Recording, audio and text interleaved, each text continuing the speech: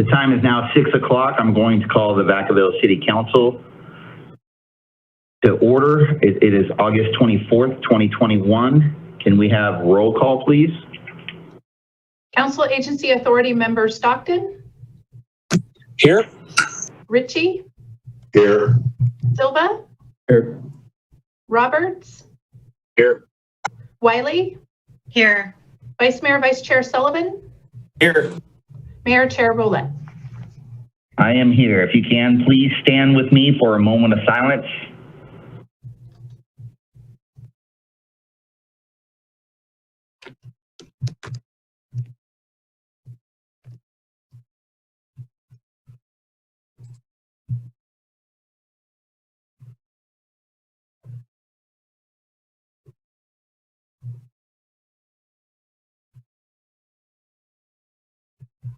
Please repeat after me the Pledge of Allegiance. I pledge allegiance to the flag of the United States of America and to the republic for which it stands, one nation, under God, indivisible, with liberty and justice for all.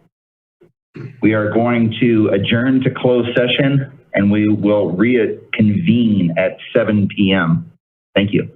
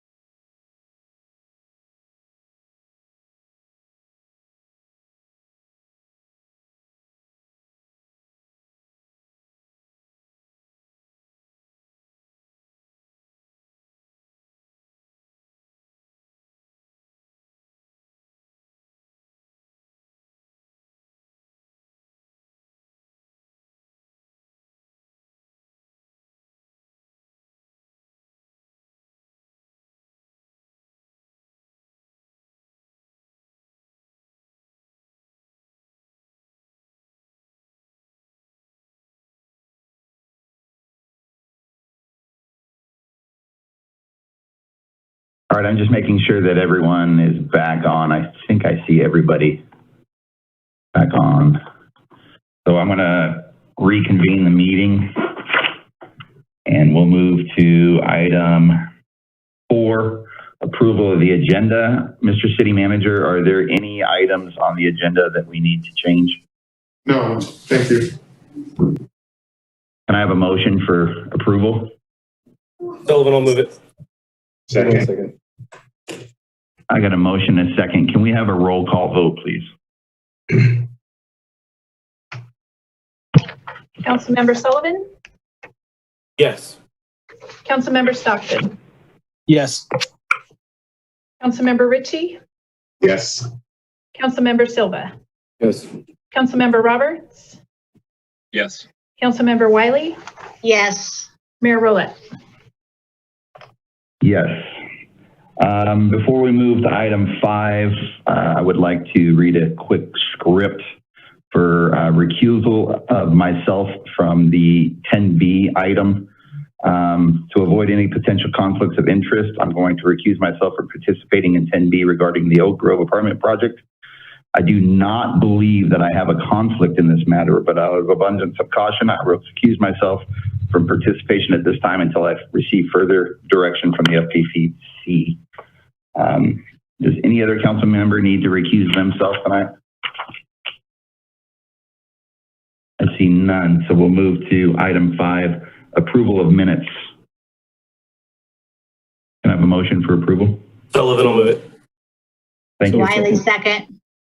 Thank you. Roll call vote, please. Councilmember Stockton, Yes. Councilmember Ritchie, Yes. Councilmember Silva, Yes. Councilmember Robert, Yes. Councilmember Wiley, Yes. Vice Chair Sullivan, Yes. Mayor Roulette. Yes. We will move to item 6 is presentations. We have none. Item 7, the consent calendar. I'll ask the city council, does anyone on the city council want to pull any item off the consent calendar tonight? I see no hands. I will ask the public if anyone from the public would like to pull anything off the agenda for consent. I see the same person has their hand up twice. Christine, I'll open your mic. Hi, Christine. Are you pulling an item off consent calendar, ma'am? No, I am not. Okay, then we'll put you back on hold. I see no other hands up, so I will close public comment, entertain motion for consent. Sullivan will move it. Thank you. Stop Have a second.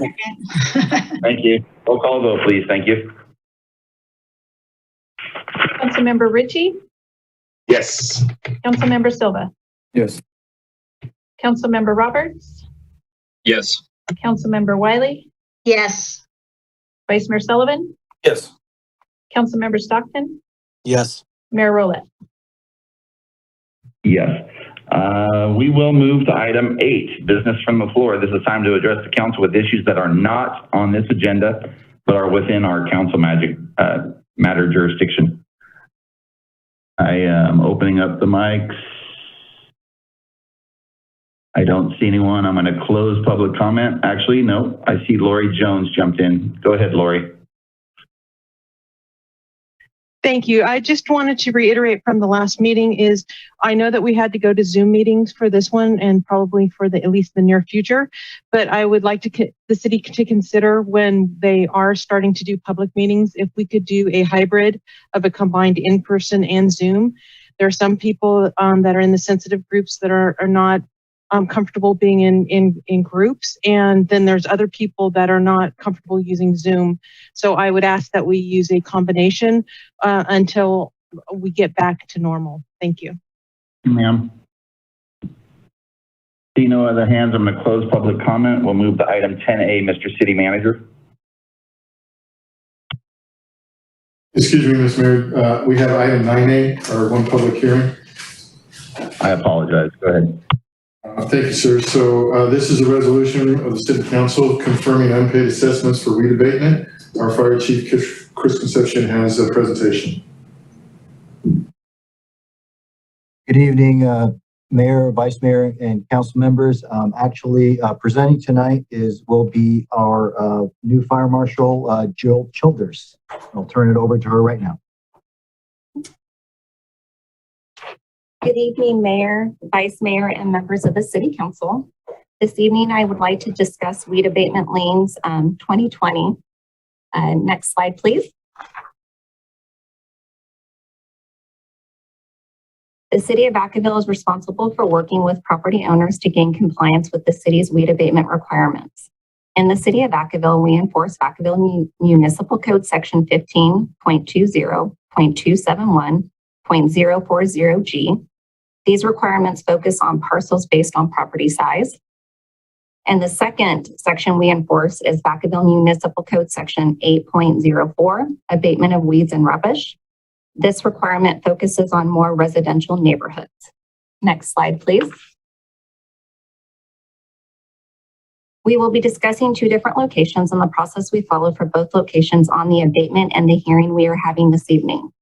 Notice of this lane hearing was mailed to the addresses listed for the property owners, and we posted the notice for this hearing at the locations twice.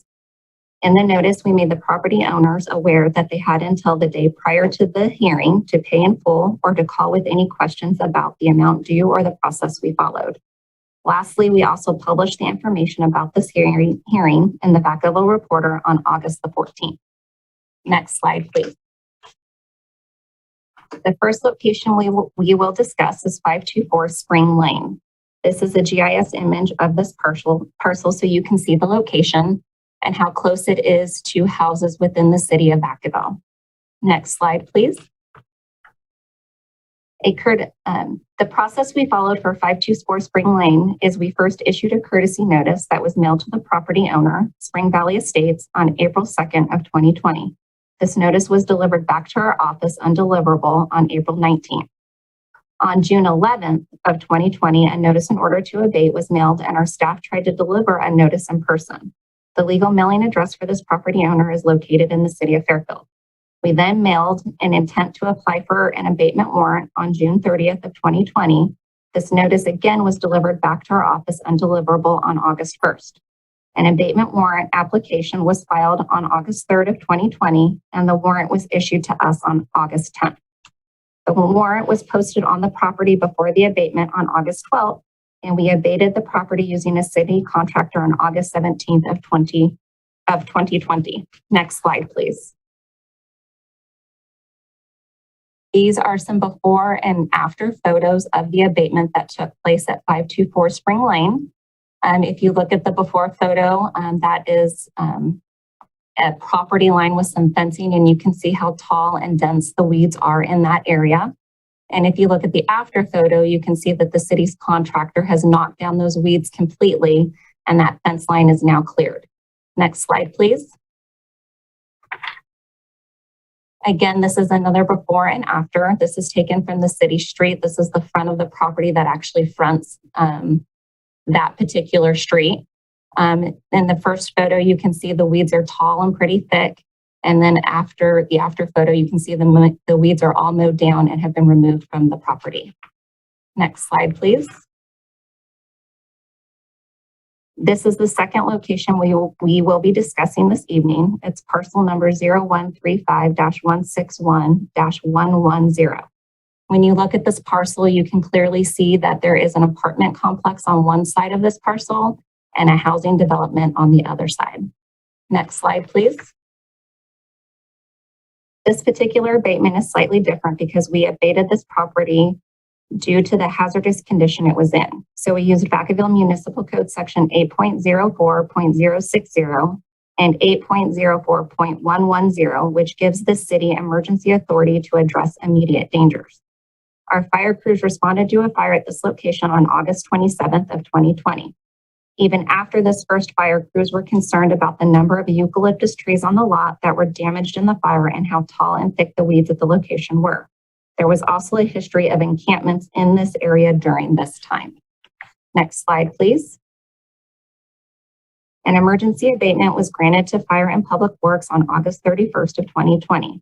A courtesy notice was mailed to the property owner on September 1st of 2020 to make them aware of the condition of the property.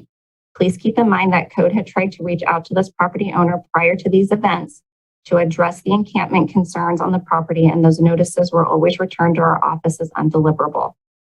The first abatement was completed by a contractor and a CAL FIRE hand crew, and a second fire occurred on the same parcel on September 21st of 2020. Next slide, please. After the second fire, it was further determined that even more work at this location was required to protect the surrounding properties. There is an apartment complex across the creek on one side and a housing subdivision on the other side.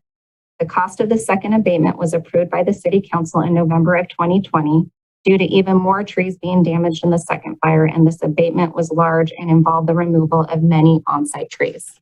Next slide, please. These are some before and after photos. The before photos were taken after the first fire, and then the after photos were taken after the complete abatement of the site. As you can see from these photos, we had a lot of trees. We had thick weeds. And after the abatement, the site is cleared, it's mowed down, and those dangerous trees have been removed. Next slide, please. This is another photo, again, after the first fire. And you can see how many trees that they had to take down immediately after that first fire due to them being a concern for life safety. And the after photo is, again, just a complete cleared lot with the weeds cut. Next slide, please. This is just a different angle. You can see how thick the trees are and the brush were in the before, and then again after. You can see it's cleared, everything's been removed, and actually you can see clearly to the apartment complex that is right across the creek from this particular parcel. Next slide, please. The outstanding balances for the abatement of these parcels are as follows. Spring Valley Estates owes $780, and Creekside Development $104,374. Next slide, please. These abatements were paid for from the general fund. The total cost of both of the abatements was $105,154. The strategic plan and goal initiative for these abatements fit under goal number 1, to ensure public safety.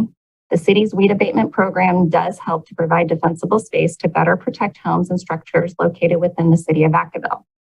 The recommendation is by simple motion to adopt the subject resolution. Next slide, please.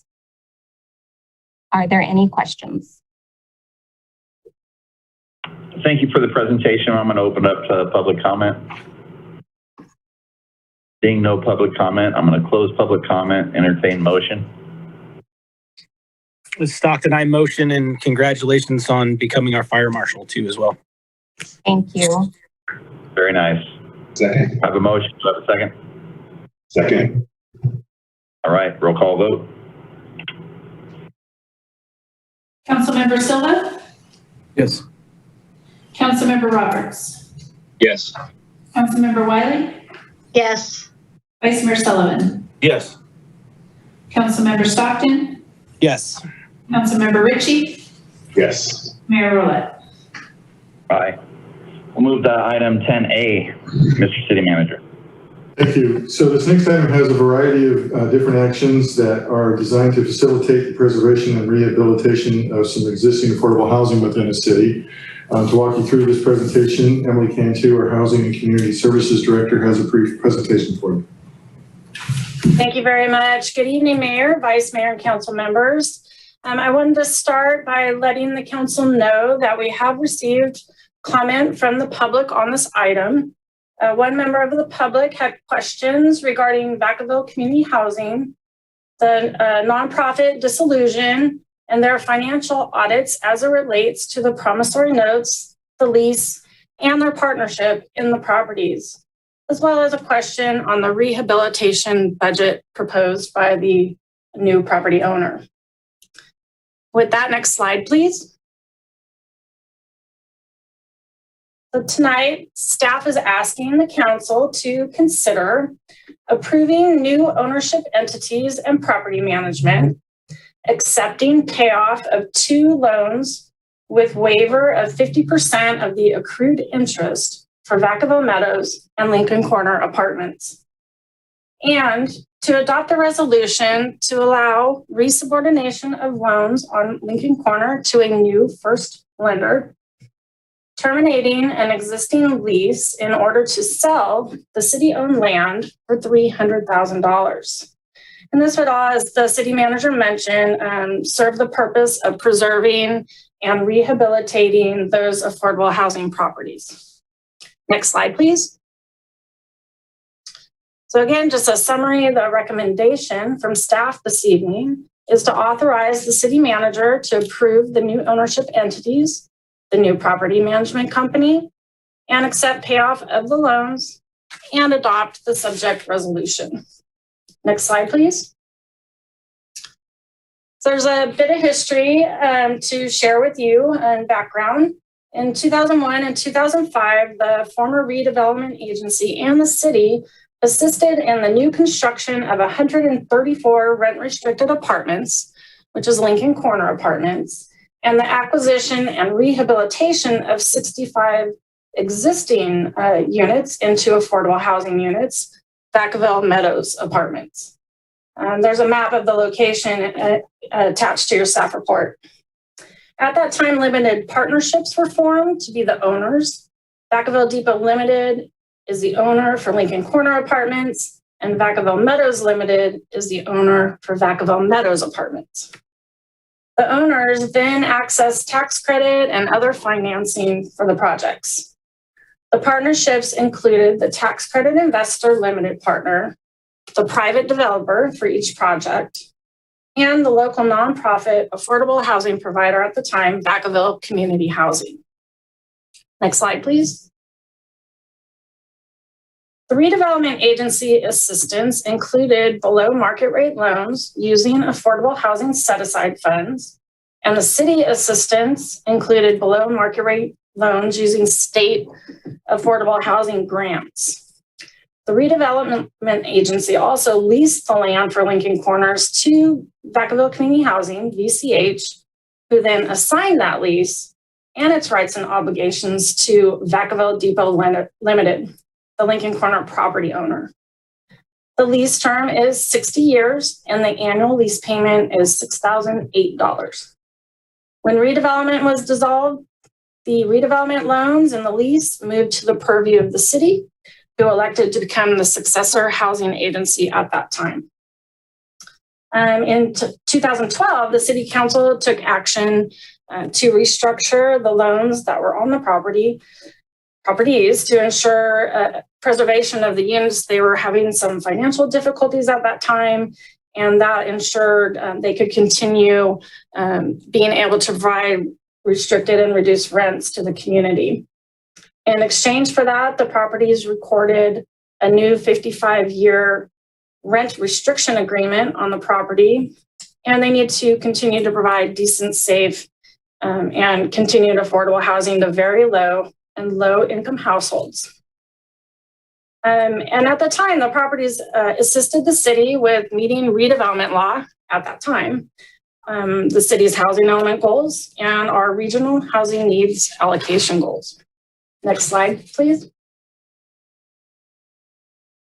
Earlier this year, it became known to staff that the nonprofit partner, VCH, had officially dissolved and completed that process through the state.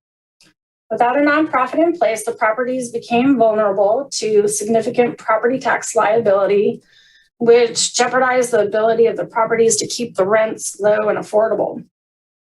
The remaining private partner at the time, Boston Financial, indicated to staff that they would be seeking a new nonprofit or disposing of the property to a new affordable housing provider.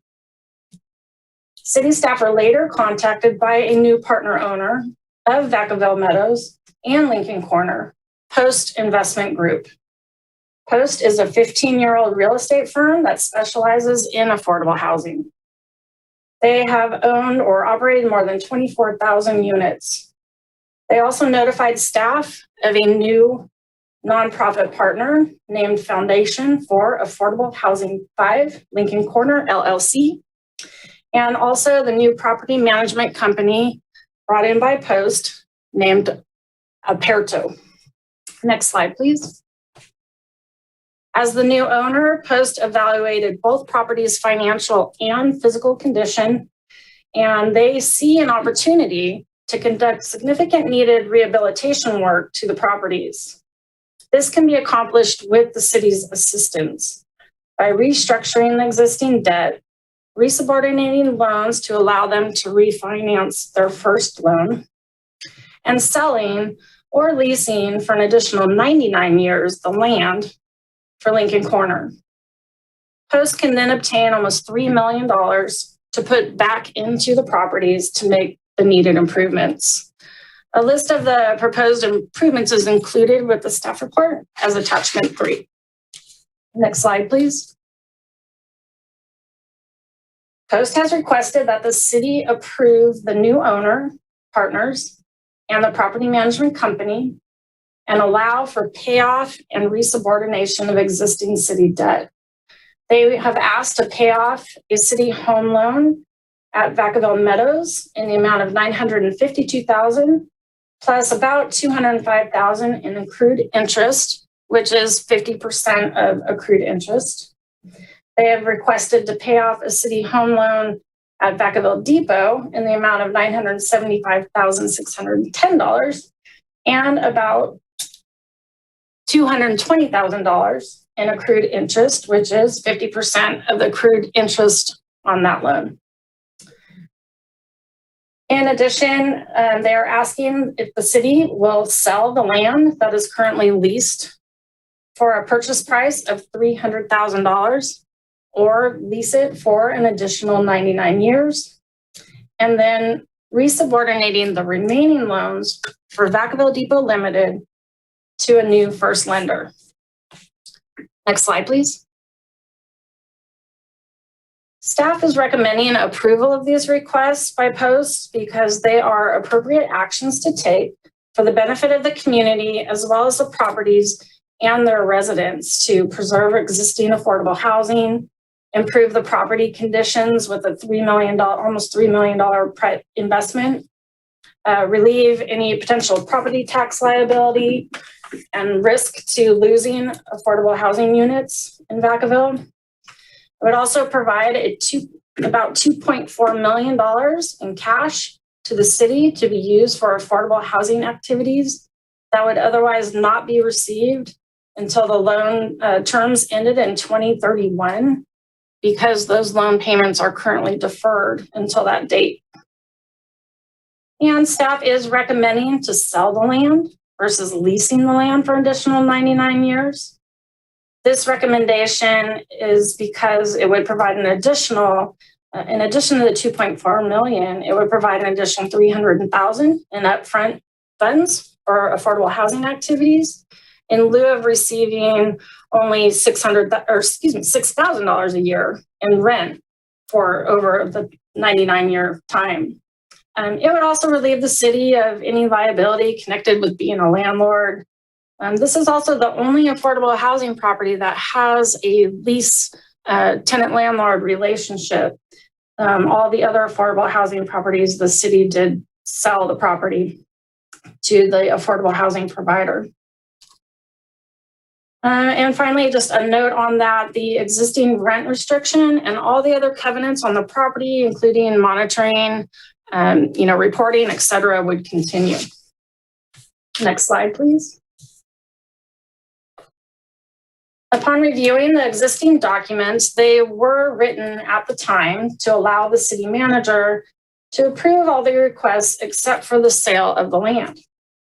However, understanding the city council's concern and strong interest in housing, including affordable housing, it is strongly preferred that the city council consider approval of all the requests made by Post. If approved, Post has agreed to complete the rehabilitation work, and they'll execute a rent restriction agreement for 55 years from the date of the transaction. And this will preserve the properties as affordable housing for a longer period and keep the partnership with the property and the city. And again, there would be no other changes, and monitoring and reporting would continue.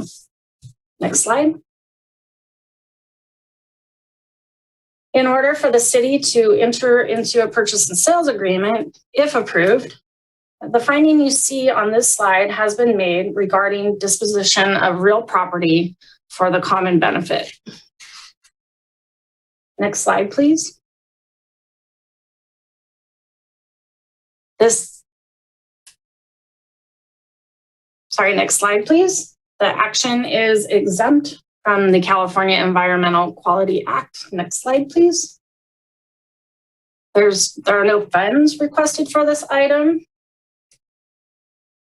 And if approved, the city would receive approximately $2.7 million to be used for affordable housing activities. Next slide, please. So as an alternative, the city council could not approve one or more of the requests. Staff is not recommending that at this time. The new owner partnership is needed to ensure the financial sustainability of the affordable housing properties. Hosts would not be able to access funds to invest into the property improvements, and the properties would continue to deteriorate. This causes quality of life issues and could cause future health and safety issues. And it would not provide an immediate infusion of cash into the Affordable Housing Fund for affordable housing activities. Next slide, please. This action falls under strategic plan goal number 3, protect Vacaville's quality of life. Initiative 3A, promote housing for all. Next slide. That's the end of my presentation. There are representatives of Post Investment Group here this evening, ready to answer any questions you may have along with myself.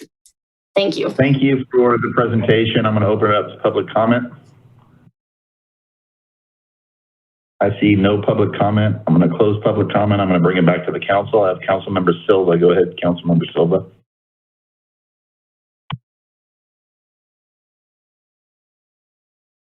Councilmember Silva. All right, lost my screen. Got it. All right. Thank you, Emily, for the presentation. So just several questions and just concerns. So one of the things that happened on Callan Street is we revamped the area, and then a lot of residents there had an increase in their rent. What's there to ensure that if we proceed with this, that there won't be additional increases to the rent? The proposals that are listed in the attachment are predominantly focused on the exterior. I know a lot of their decks are actually, the plywood that they use for their decks is really thin. And there's damage to that, there's warping to that. So there's, in some cases, there are actual holes in the plywood where it's torn. So obviously it's something that needs to be addressed, and that hasn't been. So I'm excited for that. But on the other side, if that cost is going to be passed on by increased rents, even though we're saying that it's going to be capped to some point or restricted, what's there to ensure that there's no drastic rent increases? That's my first question. Thank you. Thank you for the question. Yeah, with this proposal, there would be no changes to the existing rent restrictions. So the income levels that are currently allowed at the property would not change. They would not go up. So they would still maintain the existing rents. For how long? I mean, I'm sure at some point it would have to increase rent. So the income limits would be restricted for 55 years. It does allow for rent increases over time, according to as the income limits increase over time. So they are restricted to approximately 30% of the income limit. So each year when the income limit changes, the rent can change, but not in a manner that it would necessarily be like a huge jump in rent. And who defines or determines the income limit? The state of California. Thank you. What are, have we verified that they're, sorry, I'm just going through my notes. Have we verified their nonprofit already exists? Is that my understanding? The new nonprofit? Yes.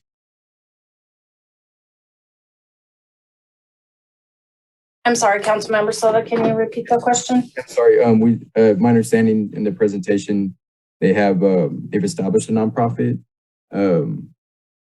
Is that correct? Have we verified that? Yeah, they brought in an existing nonprofit entity to be a partner in the project. Okay. Yes.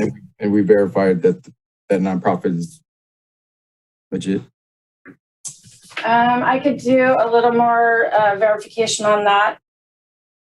Okay. Sure, and also Post can respond to that as well.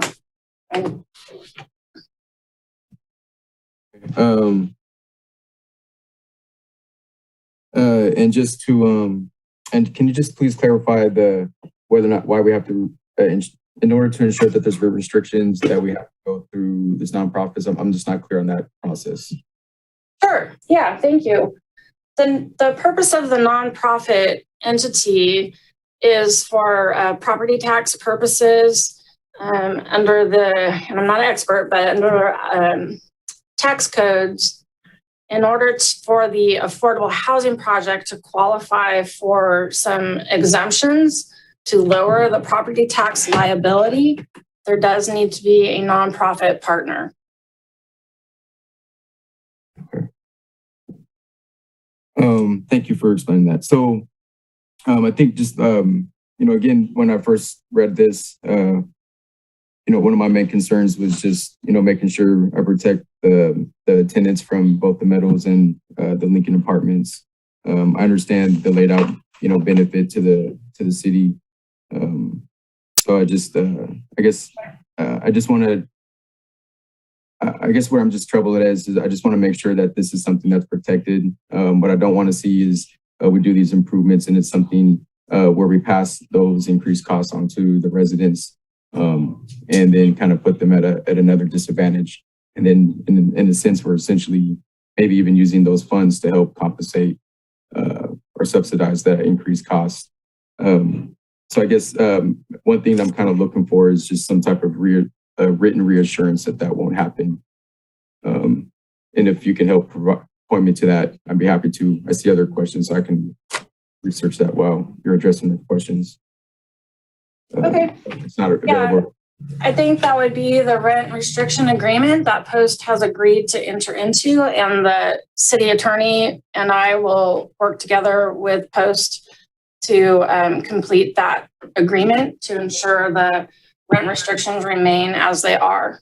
And I would mention that the reason for resubordinating the debt and having them pay off the city loans allows them to use the rental revenue as it is to pay the new debt to make the improvements. So hopefully that makes sense. Just a quick answer.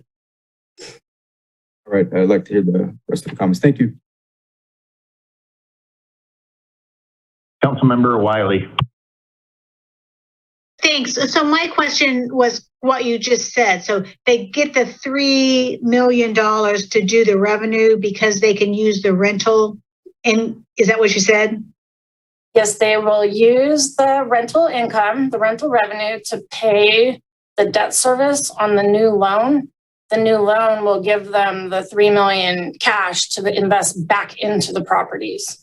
Okay, and it looked like the majority of things were external, but it did have like some new flooring and some new appliances for internal as well. And I did look into the vacancy rate, and it is, I think, important to note that Lincoln Corners has less than 1% vacancy, and Vacaville Meadows has about 3% vacancy. So clearly those apartments are needed and are filled at most of the time. So I'm glad we'll be able to, keep them open and see some improvements. I do wonder a little bit about the purchase price. It's said in the paperwork, that Post set post off for 300,000? Because usually the seller is the one that sets the price. So I wondered how that price was arrived at, and is that a fair price? Yes, thank you for the question. So Post proposed the $300,000 purchase price based on a net present value calculation. It's based on an assumption of what the value of the land would be when the current lease expires, assuming land values appreciate annually at 3.5%. So they did a calculation to come up with that figure. And I wanted to add too that it's not unusual, and has in the past, we have restructured debt or sold property at with deferred loans or reduced price to support affordable housing. So that's another way to look at it as well.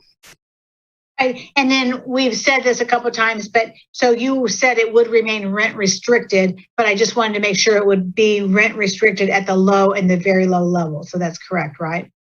That is correct. That's what the existing restrictions are, and we would maintain those same restrictions. Okay, thank you. Thank you. Vice Mayor Sullivan. Thanks, Mayor. I have a couple questions for you, Emily. So you mentioned and I really appreciate how you guys sort of adjusted the public comment piece. That was great. There were a couple questions in the email from the particular person that you referenced earlier that I don't know if we totally answered.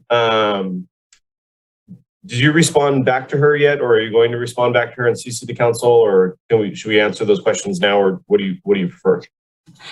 Thank you. Yes, I responded and copied the city clerk. And I believe a couple of the questions that I mentioned at the beginning, I didn't get the opportunity to respond to before the meeting this evening, but I will do so. Okay, and I think you hit probably most of the questions here.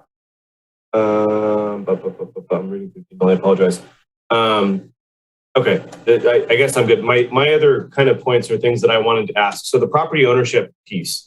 So I get the likelihood of, or the practicality of selling versus leasing.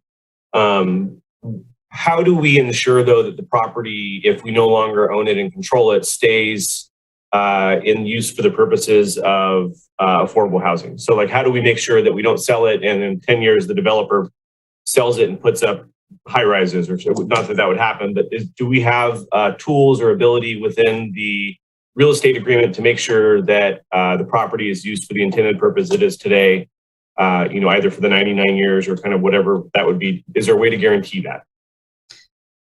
Yes, the rent restriction agreement, it runs with the land, it stays with the property. It does not go away for 55 years, requiring the current owner and any subsequent owner to continue the property as affordable housing. Awesome. That's perfect. Okay. So my second question is kind of a tangential question, but I think it's probably a good time to bring this up. You and I have been working on another project in District 4 at an apartment complex. That particular complex has lots of families, lots of kids, and there is almost no access to any sort of recreation opportunities, anywhere for a kid to kick a ball around, anywhere to go walk your dog. And it's causing lots of issues with the tenants and the neighbors. And honestly, it's just a sad place to raise a kid when they have absolutely no ability to play. I did quickly sort of visit both these sites that we're debating today. I don't really have any questions about the Meadows property because it's right by Trower Park. That makes tons of sense. Lincoln Corner, though, is really kind of, I guess, landlocked by Monte Vista. It's a very busy intersection. There is a big lot across the street, right behind the Jiffy Lube, adjacent the apartment complex. And I didn't notice any sort of recreation space, but maybe it was tucked back somewhere that I missed. Is there any opportunity to add some sort of parklet or some sort of recreation outlet or bring some value back to this neighborhood in this deal? Can we bring some amenities, especially for kids or folks, to get outside and get some exercise, play a little bit? Is that a possibility, or is there a recreation facility there that I'm just not seeing? Yes, I'll let Post add if I miss anything, but there is a playground located next to the office, and there is a swimming pool, and some near the swimming pool, there's a little bit open space grass area. Perfect. Okay, I must have missed that. Thank you. You're welcome. Those are all my questions. Thank you. Thank you. I'll entertain motion. This is Silva. Can you just clarify once more? Did we verify that the nonprofit exists? The nonprofit, oh, sorry. Yes, the nonprofit exists and it's one of the partners in the project. I'll entertain motion.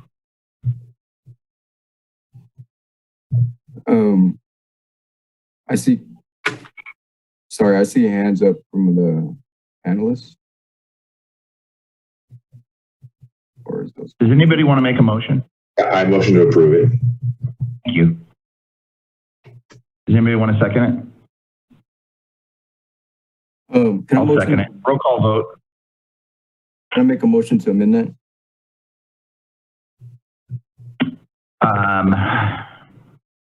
What's your amendment, Silva? I just want to review some more things just to make sure I'm good with it. If that's okay. I don't know if there's any issue with postponing it to the next meeting. I do not want to postpone it. Roberts, did you motion? Richie motioned. Richie, do you want to postpone it? I'd rather not, but it's definitely something if Silva feels. I'm going to take your motion. Go ahead with roll call vote, please. Councilmember Roberts? Yes. Councilmember Wiley? Yes. Vice Mayor Sullivan? I'm voting no because I'd like to give Silva the opportunity to delay, not because I'm voting no on the project. That's a no. Correct. Yeah, that was a no. Councilmember Ritchie? Yes. Councilmember Stockton? Yes. Councilmember Silva? No. Mayor Roulette? Yes. We'll move to item 10B. I'm going to recuse myself and log off. I'm going to hand the reins over to Vice Mayor Sullivan.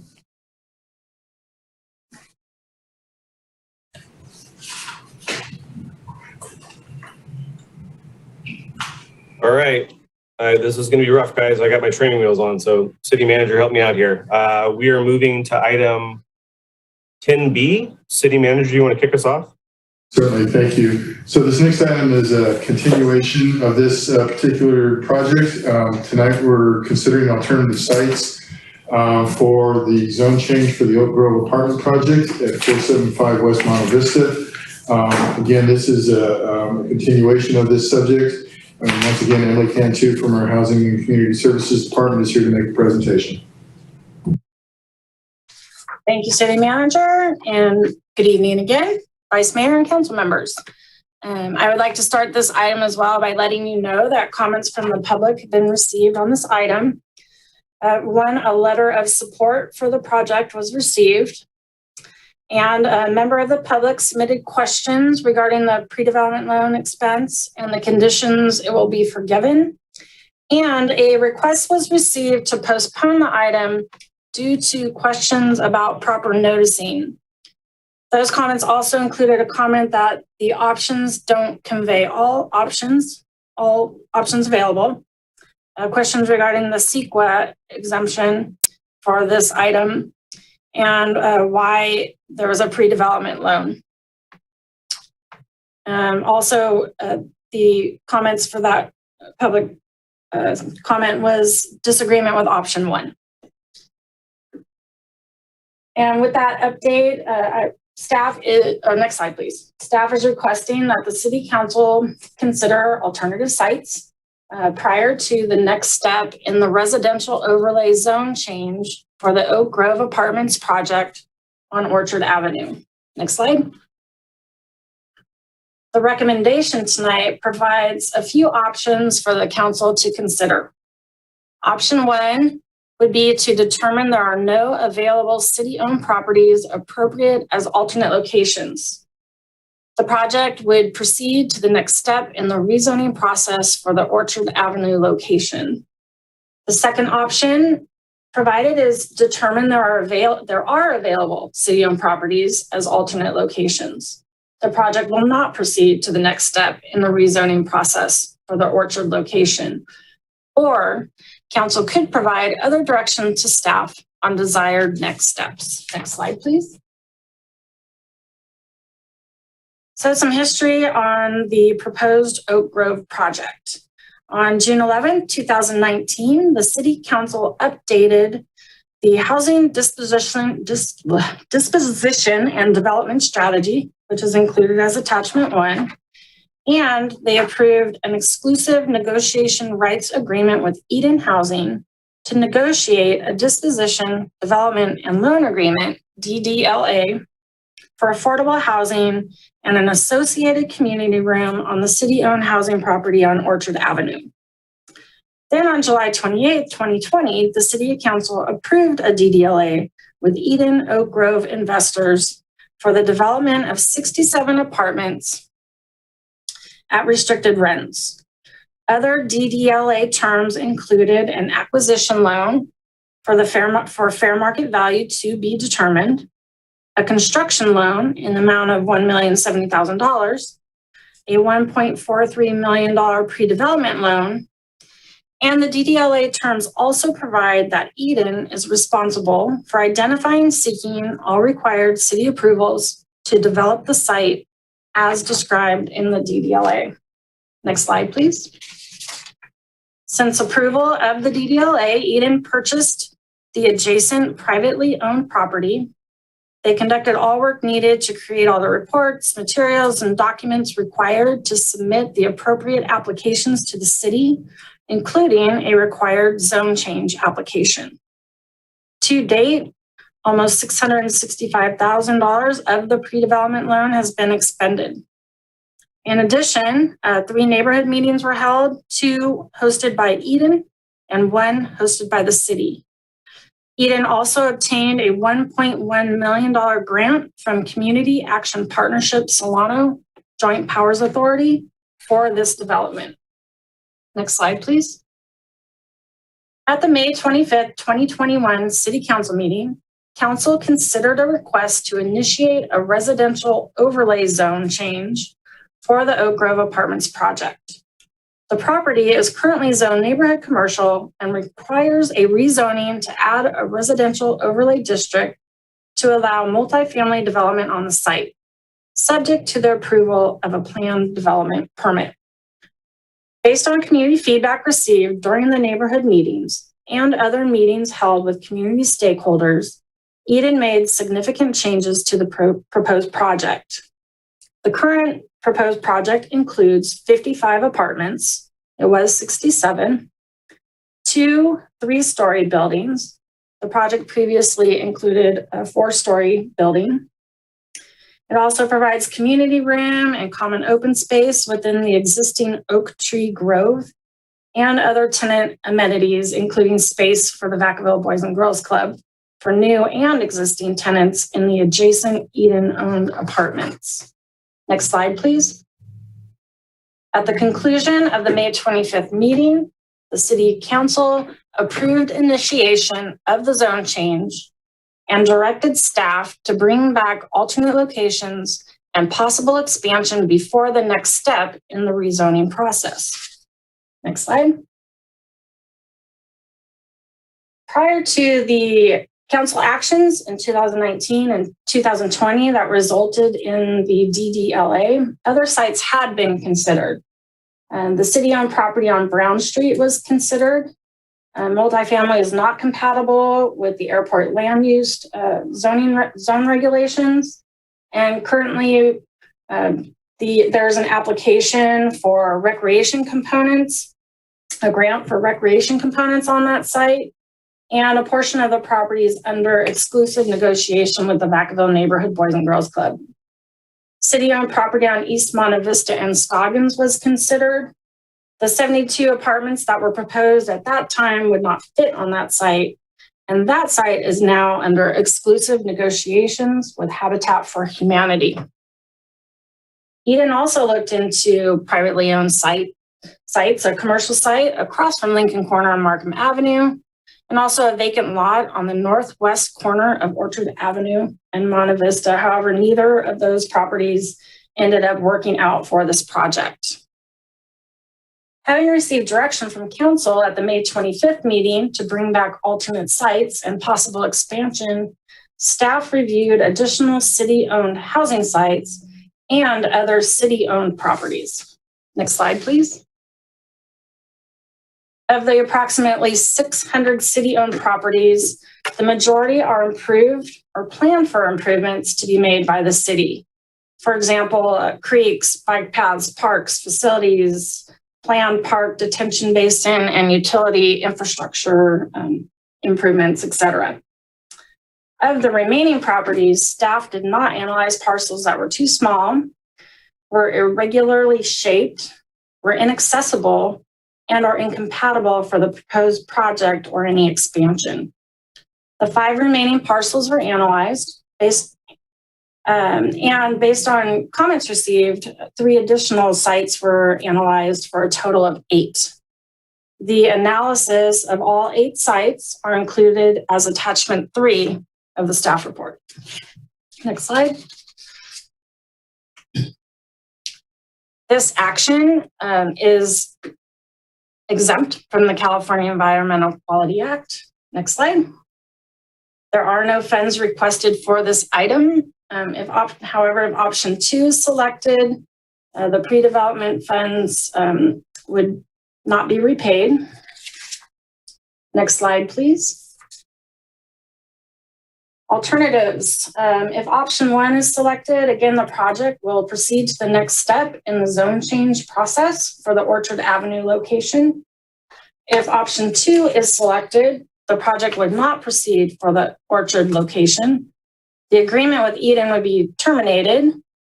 Because termination is no fault of the developer, the pre-development loan would be forgiven, and the $1.1 million grant from Cap Solano Joint Powers Authority could be lost because those funds must be spent by December 31st, 2022.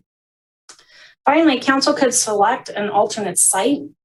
If an alternate site is selected, staff would begin new negotiations with Eden. Eden would conduct due diligence activities to determine if a project is feasible at that alternate location. Eden may request pre-development funds for those due diligence and other work activities and related expenses. This option would likely delay construction of the proposed affordable housing units approximately 2 to 3 years. Next slide, please. This item is in line with strategic plan goal number 3, protect Vacaville's quality of life. Initiative 3A, promote housing for all. Next slide. Representatives from Eden Oak Grove investors are here this evening to address the council and answer any questions you may have, again, along with myself. Thank you. Thank you, Ms. Cantu. I appreciate it. Great presentation. I have been informed by the city manager that Eden would like to present some information. So if we have staff from Eden on the line, you're up. Great. Thank you. This is Andrea Osgood, Senior Vice President of Real Estate from Eden. I'm going to give an initial intro and then Leben, staff who's been working on this is going to follow up. But Eden Housing appreciates our partnership with the city to create and preserve high quality affordable housing communities in Vacaville. And with regard to this project of Grove Apartments, we've been working in partnership with the city for the past 3 years to bring this project to fruition. We were originally selected by the city through a competitive RFP process to develop affordable housing on the city-owned property on Brown Street in April 2018. And we were thrilled to get started on that with you. Unfortunately, due to an airport land use constraints on the Brown Street site, we had to move along. And so City Council approved a disposition and development and loan agreement with us in July 2020 to develop the affordable housing on this city-owned site here at South Orchard Avenue. Subsequently, Eden acquired, as staff mentioned, the adjacent Glenbrook Hills Swim Club parcel in order to enlarge that site and provide more units in keeping with the city's original target for the Brown Street development. Over the past year, the City Planning Department and my staff have spent a tremendous amount of time to properly plan for and assess the project design and location. This has included a staff level review of the zone change application, comprehensive environmental review, and 3 separate community meetings. Eden has worked closely with the City Housing Department together to conduct due diligence on the property, including soil, environmental, tree, and other studies, and concluded that the site is appropriate for the proposed development. Eden is committed to continuing our partnership with the city to bring this project to fruition and provide much needed housing for the community. We hope we can work with you on this. And now I'll hand it over to Lieben. Thank you, Andrea. Hi, this is Lieben Schau. Been working on this project for a few years for Eden Housing as the project manager. I want to thank the staff and the City Council for the opportunity to present the benefits of the Oak Grove Apartments proposal, as well as share our work to address the concerns of some of the Vacaville residents. First off, the Oak Grove Apartments is ideally located for the proposed housing. The site is located near a wide variety of amenities, including a bus stop, grocery store, the Alamo Creek Park, and schools. The Vacaville Unified School District has confirmed that they have more than adequate capacity to meet the schooling needs of the future development's children. The site location also positions the project to secure competitive non-local funding for the project. It enables the project to leverage $25.3 million in non-local funding. The project will provide much needed recreational and community building space for the adjacent Orchard Maples residents, as well as programming space for the Vacaville Boys and Girls Club that currently is really space constrained in a unit in Orchard Maples currently. Oak Grove will be located in a mixed income community with access to opportunity. Orchard Maples is the only publicly subsidized affordable housing complex within a mile of Oak Grove, and many of the Orchard Maples residents have incomes that are just below or just above the area median income. That housing has done what it was set out to do. It has enabled many residents to improve their circumstances and improve job opportunities and income. Oak Grove will improve the neighborhood. The project will develop a currently unused and vacant infill site. The future residents will help bolster the economic vitality of the area because the affordable rents allow the residents to spend more of their household income at local businesses. The project helps provide housing for future employees of local businesses that are growing rapidly, such as Genentech, Simonton Windows, Snyder Filtration, and Mariani Foods. Oak Grove will address critical affordable housing needs. The project will provide 55 units of very low income affordable housing to address the city's current shortfall of 239 very low income RENA units. Eden and our design team have made significant changes to the project design in response to comments provided in a series of community meetings last year and this year. We have also addressed numerous questions in writing and in community meetings. We've made changes to the building fronting on East Monte Vista, including removing the 4th floor, setting the building back 25 feet from the street, incorporating a landscaped courtyard in the front of the building for the Boys and Girls Club activities. We have also made changes to better integrate the design with the surrounding residential neighborhood. This included changing the roof from a flat to pitched roof on both buildings and revising the colors and materials to a more residential feel. We also worked to increase the parking spaces. With these changes, the total number of units has decreased from 67 to 55, while the number of parking spaces has increased from 60 to 66. There have been a wide range of questions and comments about the impact of the development. These were all addressed technically by the city's engineers, planners, and consultants, by Eden's engineers and consultants, as well as by third parties. In conclusion, the city, Eden, and community members have collaborated to invest valuable time and effort into this project. There have been substantial design changes made in response to community feedback. Council members have affirmed the importance of affordable homes to meet the city's critical housing needs. Based on this, we encourage the City Council to approve further consideration and assessment of our proposal by approving the project to proceed to a merit hearing with the Planning Commission. Thank you. Okay, thank you very much. Is that the whole Eden team? Yes, it is. Thank you. Fantastic, thank you. So we're going to open up public comment. So the first commenter I have, and we're going to go 3 minutes here, folks. Mr. Avila, Crystal, can you open his line when he's ready? Mr. Avila, I've opened your mic. You may need to accept your mic being open. Hello, can you hear me? Yes, sir. Go ahead. First, I'd like to say thanks to the City Council and staff for allowing me to speak tonight. My name is Israel Avila, and I'm asking the council to move this development along at its current location and not delay it any longer. Eden Housing has made a commitment to the worker and this community.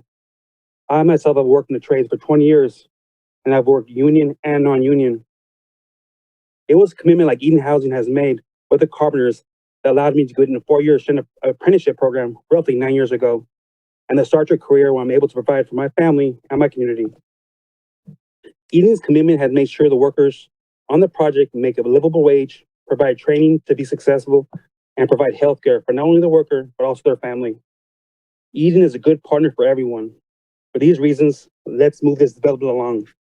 We need housing, we need livable wages, we need workers that are getting on the job training, and we need the council to support good partners like Eden Housing. We need this development. Again, thank you for your time. Thank you, Mr. Avila. I appreciate it. Next caller we have is end in 272, 707, last 3 digits are 272. You got 3 minutes when Crystal's unmute your mic. There you go. Can you? Hello, Mayor and council members. My name is Alex Jameson, and I'm an apprentice carpenter and a lifelong resident of Vacaville. I'm asking that council go with option 1 and move this project forward. My grandfather is currently living in an 18-foot travel trailer because there is no affordable or senior housing available in Vacaville. We do not have time to wait and find another site. Please move forward with this project. Thank you. Thank you, sir. I appreciate it. Mr. Swearens, you're up next. All right, can you hear me? Yes, sir. Okay, good evening, City Council and staff. Thanks for allowing me to speak tonight. My name is Kyle Swarns. I'm a field representative for Carpenters Local 180. I'm speaking tonight in favor of Eden Housing keeping their proposed project at its current location as a low-income housing. Some data given out by the state shows Vacaville has overproduced on moderate and above moderate housing units. Above moderate income is at 339% housing units that's needed. Moderate income is at 326% housing units that's needed, while low income is at 81% and very low at 16% of what's needed in the city of Vacaville. These numbers are given out by the state that shows Vacaville is falling behind, helping out the very low to low income families. Some of these families are some of my own members. I represent just over 1,700 members in this region. Out of those 1,700 members, we have over 400 apprentices. Vacaville having above 10% of their apprentices that are veterans, and 65% of Sloan County carpenters are people of color. Eden Housing has stepped up taking on these issues in this community. If it's providing much needed housing for people in need, or if it's making sure we have good paying jobs for the construction workers or veterans or people of color. Eden has done their part showing they are a good partner to the city, the worker, and the community. Are we going to ignore these facts, or are we going to face these issues together and move this development along and show developers that Vacaville is a good partner? On a side note, I grew up with 2 brothers and my mom as a single parent. We had that hard life, living on the streets, collecting cans to buy food, living in Section H housing, collecting food stamps and Medi-Cal. Life wasn't easy. If it wasn't for programs and companies like Eden Housing, I wouldn't be in a position I am today, being able to provide for my own family and give back to the community. Would you have turned your back on me back then? Again, I'm in favor of Eden Housing staying at their current location and as low-income housing. Thank you for your time. Thank you, sir. Appreciate the comment. Mr. Hernandez, you're up next.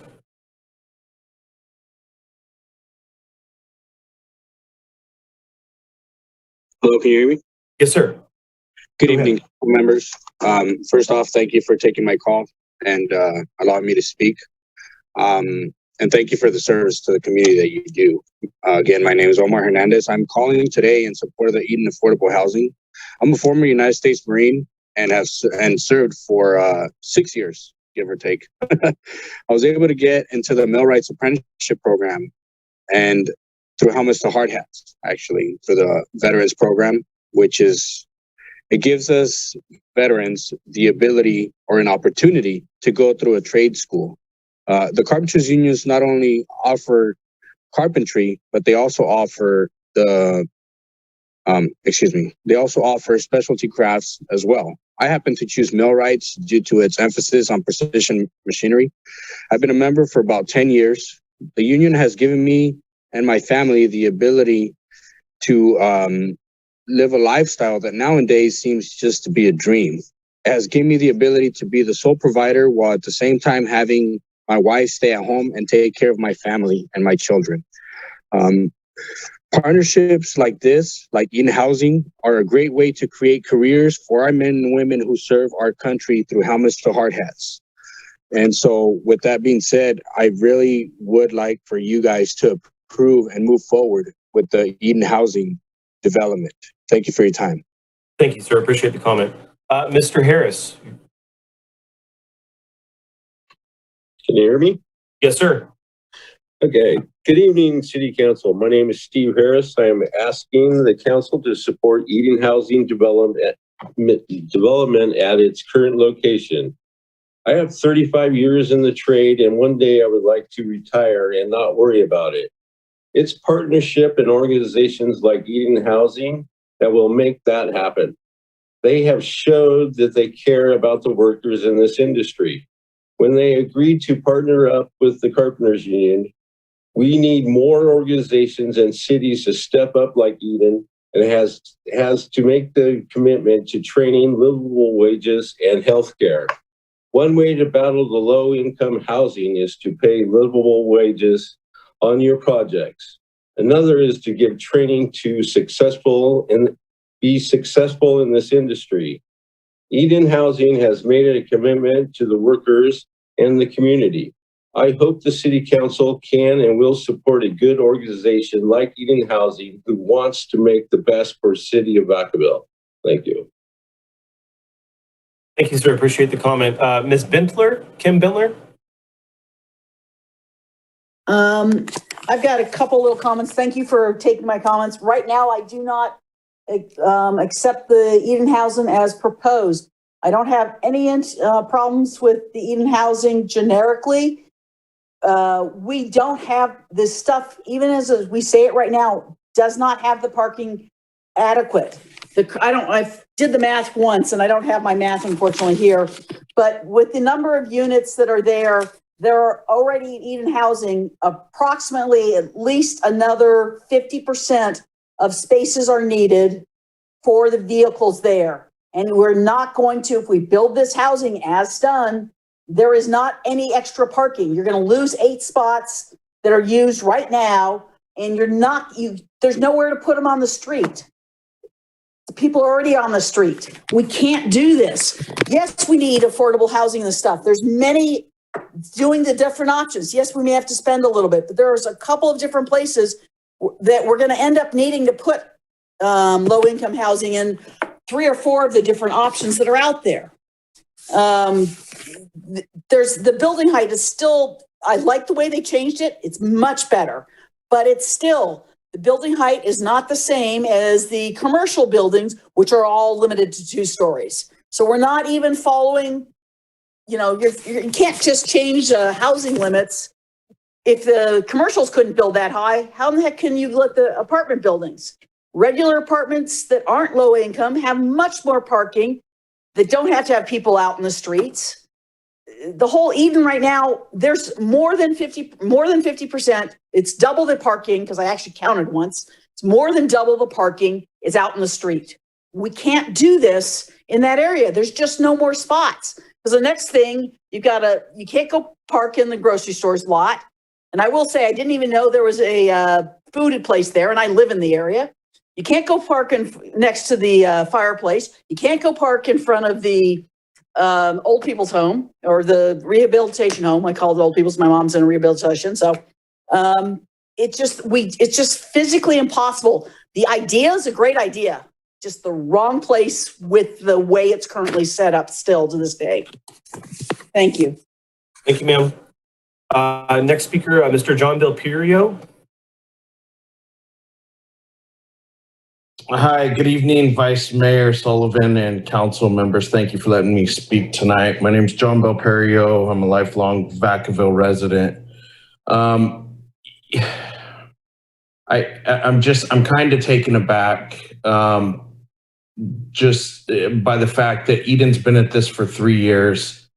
They've made commitments to not create a further need of affordable housing by using contractors that don't pay area standard wages and benefits. They have committed to ensuring that the folks building this can afford housing in regular units. 3 years they've been at this, and we want to put them back and choose option 3 and go another 3 years before we develop this affordable housing. I think it's very clear that there is not enough affordable housing in Vacaville. It is desperately needed.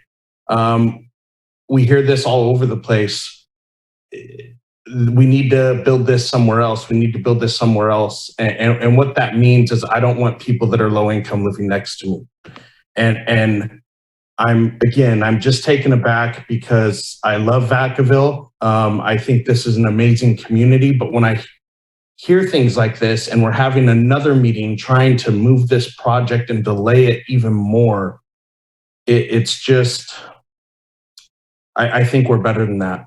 I really do. I think we're all better than that. And I implore you, council members, to make that decision to choose option 1 and prove that we are a better community than that.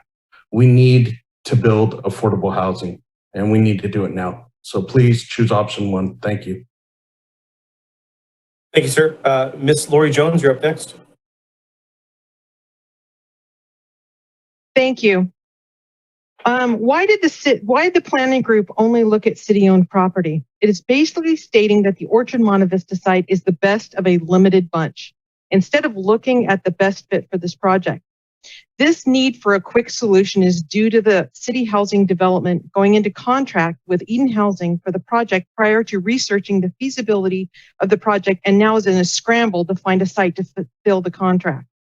The property in Monte Vista to be used for this project was originally purchased by Eden Housing for the construction of a common room, as stated by the Eden Housing representative at the 12/17/20 meeting, and was not purchased for housing. Why is Eden Housing using the DDLA loan for this purchase? It's not our responsibility that they bought this land in anticipation of a project that was not approved.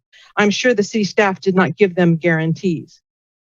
No one is against low-income housing. We all know that housing prices and rents are crazy, and it's putting a strain on our lower-income neighbors, and we believe a range of housing is needed, but this project is not it.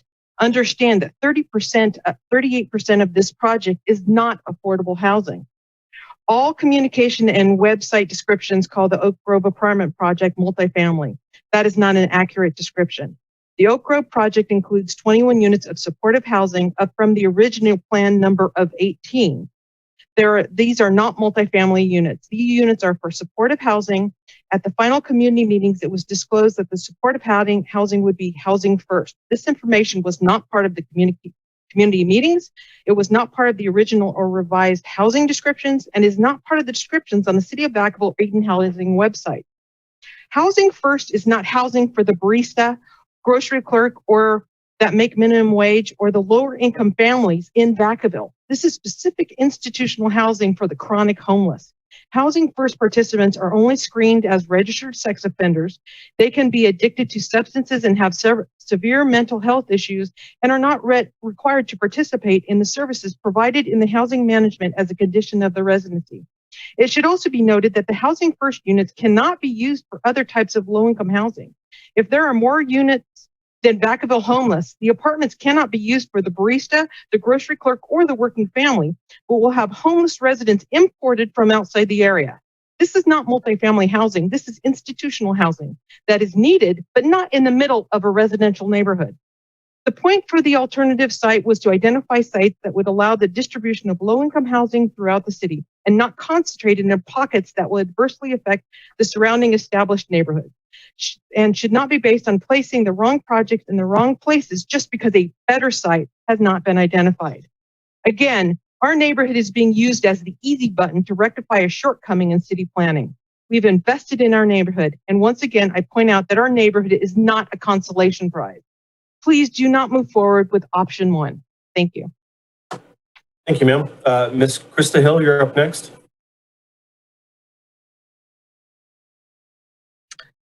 Good evening, Council. My name is Krista Hill, resident of Vacaville. I appreciate staff coming up with possible alternatives for the proposed affordable housing project. In an effort to ensure diversity of affordable housing throughout the city of Vacaville, it's important to consider the additional options brought forward as strong considerations. Currently, there are only really 2 pockets of low-income housing in Vacaville, and it's time for Vacaville to consider other options to ensure equitable low-income housing so that all residents have access to various amenities and that Vacaville has to offer. I have serious health and safety concerns with the proposed location at Orchard and Monte Vista and encourage you to move forward with option 2 and consider one of the other options as included in the agenda for this project. Thank you for the consideration. Thank you, ma'am. Ms. Suzanne Murray, you're up next. Hi, can you hear me? Yes, ma'am. Hi. Yeah, I was in on the neighborhood meetings that we've had earlier and end of last year. And we live here in this neighborhood, and not one person in any of those meetings was in favor of this. Not because we don't think low-income people should have housing, but because it just doesn't fit into this neighborhood.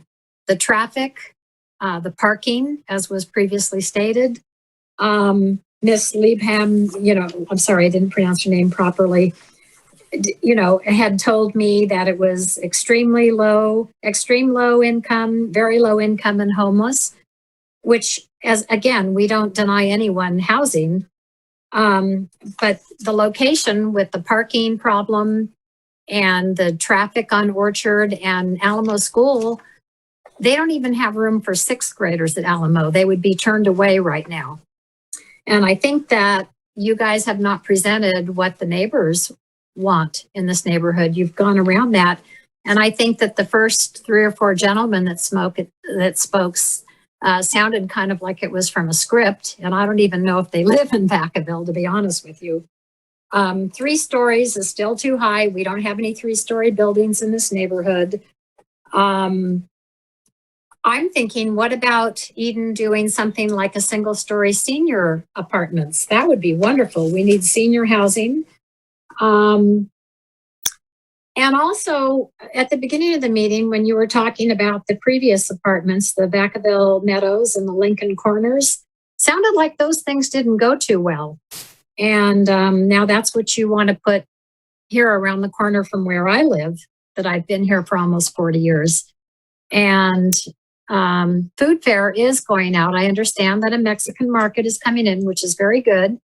I love that.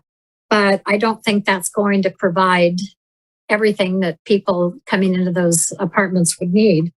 It's already bad enough that PG&E shuts our power down all the time, and bringing in more residents there. What's that going to do to those of us that have the overhead power and they keep shutting our power down when it's 110 degrees outside? I know that I'm forgetting a lot of probably important things, but mostly the parking, the traffic, no room at the school. And is it a conflict of interest that the city owns part of that and they want to, maybe get rid of it? Let's see if there's anything else I can think of. I'm sure I've missed something. And again, I don't begrudge anyone affordable housing, but that certainly isn't the average income that you guys mentioned earlier for this neighborhood. Not at all. Anyway, I'll let go because I've got so many notes here that I've probably forgotten something, and thank you for hearing me out again. And like I said, it doesn't sound like any of you listened to what the actual neighbors had to say in the neighborhood meetings that we had. Thank you, ma'am. Next caller, Mr. Russ Fisher. Good evening, Vice Mayor Sullivan and the council members. I'd like to first of all start out by thanking you. We've reached out to each of you, and your response and discussions around the concerns for this proposal have been appreciated. And it should be obvious to the council with these community interactions and the organized response within the council meetings and the neighborhood meetings, that the community response is that of an overwhelming concern for the impact of this proposed Eden housing project. You have all heard it clearly, but I'll reiterate once again, just the parking and traffic impact alone should easily call for this site on Monte Vista to be a non-starter. And now with the schools back in session, this impact is even more clear. If any of you have even remotely come near the area, driving through the area with the schools back in. This is an unfair impact to this neighborhood, and one which already hosts multiple low-income housing locations adjacent to this very site. It's simply wrong to ask the long-standing family neighborhood to continue to absorb these types of projects. Vacaville is a large city. This council must give direction to find a better suited location and spread low-income housing projects out across this city, and not just for this proposal, but also for the future proposals. And I would issue a response also to Michelle, who talked about the Oak Grove that will improve the area. I disagree. It will not. It's going to have impacts to family home values in the surrounding areas. Again, not necessarily just for the building, but also for the impact that it's going to have in the community. The food fair is now closing, so that information that she provided is now not accurate. It's now a specialized store, and it's not going to provide the need that was originally there.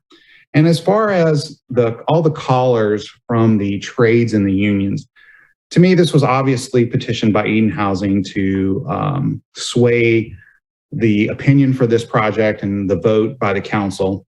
And I'd like to point out just two things. First, there is no guarantee that the workforce will be sourced locally. And I know that because I asked Eden Housing specifically in the community meeting, and the response says that there is no guarantee of local labor at all. And they do not have to use local labor. Yeah, they can make commitments, but they don't have to use it. There's no guarantee. And secondly, if the project is moved to an alternate location in Vacaville, there's no change to the available work for the unions and the trades. So to me, that point is moot. And I'd like to just encourage the council, you've heard from us directly, you've heard from the community, as the previous caller just mentioned, it's an overwhelming response from this community. We are not opposed to the low-income housing and the need for it at all, but we are opposed to continuing to have to support that in this neighborhood alone. There are many other sites around Vacaville that could be used. Thank you. Thank you, Mr. Fisher. I appreciate it. I did get a notification from staff that they wanted to respond to some of the concerns. We do have a few more callers, but I'm going to pause really quickly to see if anyone from Eden or housing staff want to jump in and provide any information or speak to any of the questions that we've got so far. Yeah, hi, this is James Coles. I'm with the Eden Oak Grove project staff. Yeah, I'd like to make a few comments, some responses to some of the concerns raised. First, on parking, initially this project had proposed 60 spaces to 67 units. In response to community concerns, we have increased the number of spaces to 66 while we reduced the number of units to 55. And we looked at other Eden projects and the car ownership rates there. We did an actual survey counting cars to make sure that there was adequate parking. And we found through that survey, there's more than adequate parking based on the local car ownership rates for this population. Also, the project's proposed parking ratio exceeds the municipal code provision for special purpose housing. Regarding building height, we did reduce the height of the building from 4 stories to 3 in response to community concerns. And there are actually a number of structures in the neighborhood that have a similar height. If you look at the canopy of the gas station adjacent, if you look at the fire station that's just around the corner, there's a commercial building just across the intersection. There's a 2-story project next door, which is Orchard Maples, and there's a 3-story complex just around the corner on the other side of the block, as well as the church building just down the street. So it's actually not that dissimilar from other building heights in the area. As far as concentration of low-income housing, it's in a middle-income neighborhood. It straddles 2 census tracts. One is over the median income for the city, the other is slightly under. And the only other project that's subsidized affordable housing nearby is Orchard Maples. There aren't any other publicly subsidized affordable housing projects within a mile of the Oak Grove site. As far as schools, the school district looked into the impacts of the project and found that there was more than enough capacity at the local schools for the children that would be located at Oak Grove. As far as traffic, the city also looked at that and did their assessment and determined that the traffic impacts would be insignificant, would not have a significant impact on the surrounding area.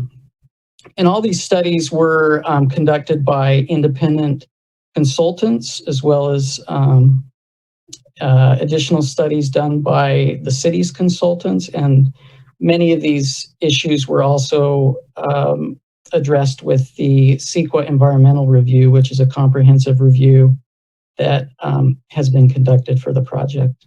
Thank you. Thank you, Mr. Cole. I'm going to go back to public comment now. Ms. Stacy Kendrick, you're up next.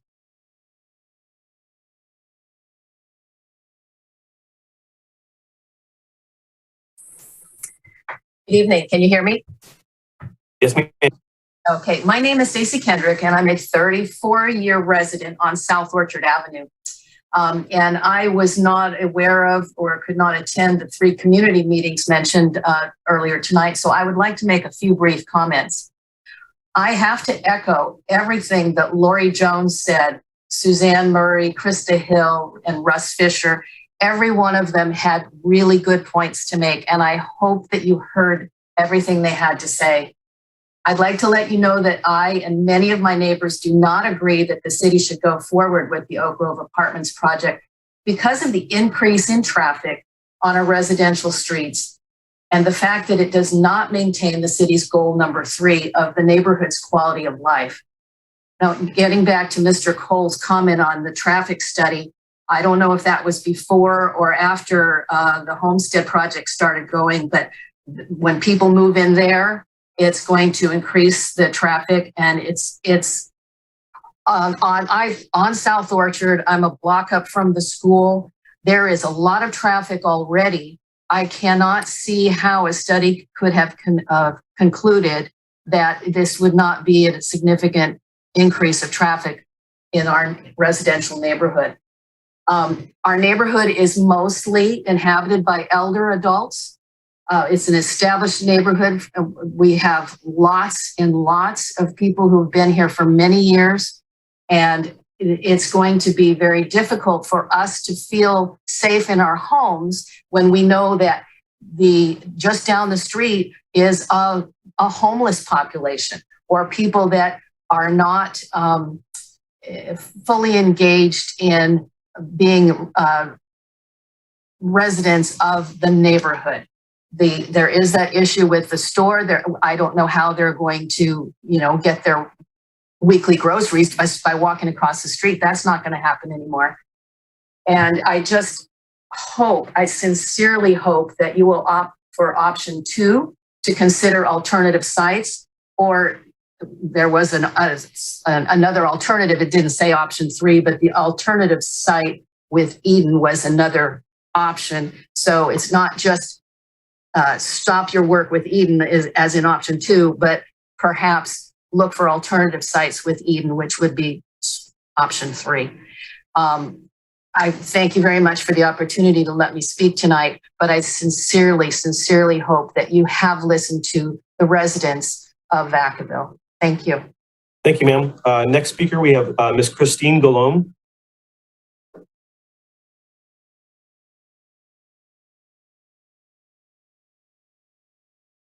Ms. Colombo, are you there? I'm having trouble. We can hear you. You're good. This is Crystal. I'm having trouble opening Christine's mic. It appears that there's a Zoom incompatibility issue. Okay.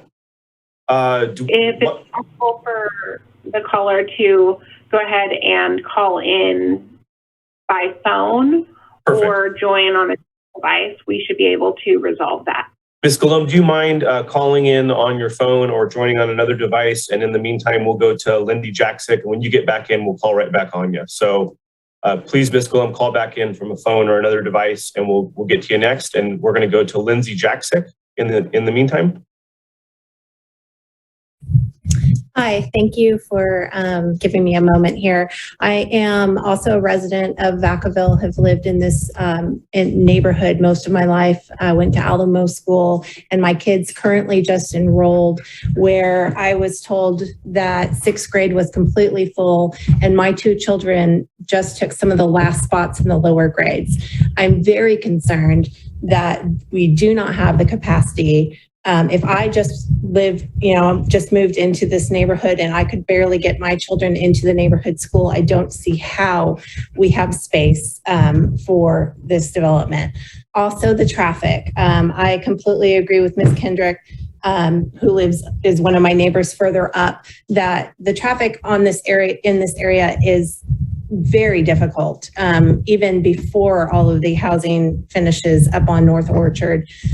So adding more to this area, I'm just not sure how in the world that study was accurate. There are days where even if it's not when school's in and out, but just a regular day, that I spend minutes in my driveway trying to pull out because the traffic is so heavy. I just don't see how in the world, without widening the streets, that we can support even more building in this area. Again, also concerned with other neighbors about the grocery store leaving. I'm also concerned what they said. It doesn't seem like there's a lot of open area for children to play. If we're maximizing every parking space, which I believe we should, I also believe there's not enough parking space. If we're talking 3-bedroom houses, there's multiple drivers in those units. And we have the Boys and Girls Club down there with a courtyard and everything. But, Alamo Creek Park is 2 miles away. And we were just discussing one of the previous motions about the other area on East Monte Vista not having a place for children to play. So I don't understand where there's a close place for enough play and everything for children of those units as well. It just doesn't, again, like other residents in this area, I believe in affordable housing for everyone. I just do not believe that this is the best location. And of the 600 other city-owned properties that were looked at, those may not be suitable as well. But like other callers have said, I don't understand why we can't reach a little bit further. There are other areas that maybe, the city could purchase, or other areas. We just need to spread this out. Everybody is also talking about how it's kind of concentrated in this Monte Vista area where we have all of this low income. Why do we need to concentrate everybody here? We should spread this out. Please listen to what the residents here are saying. None of my neighbors that I have talked to want this to happen. Just thank you for giving me a voice. Thank you, ma'am. Appreciate it. Crystal, any word from Ms. Colombo? Is she back on?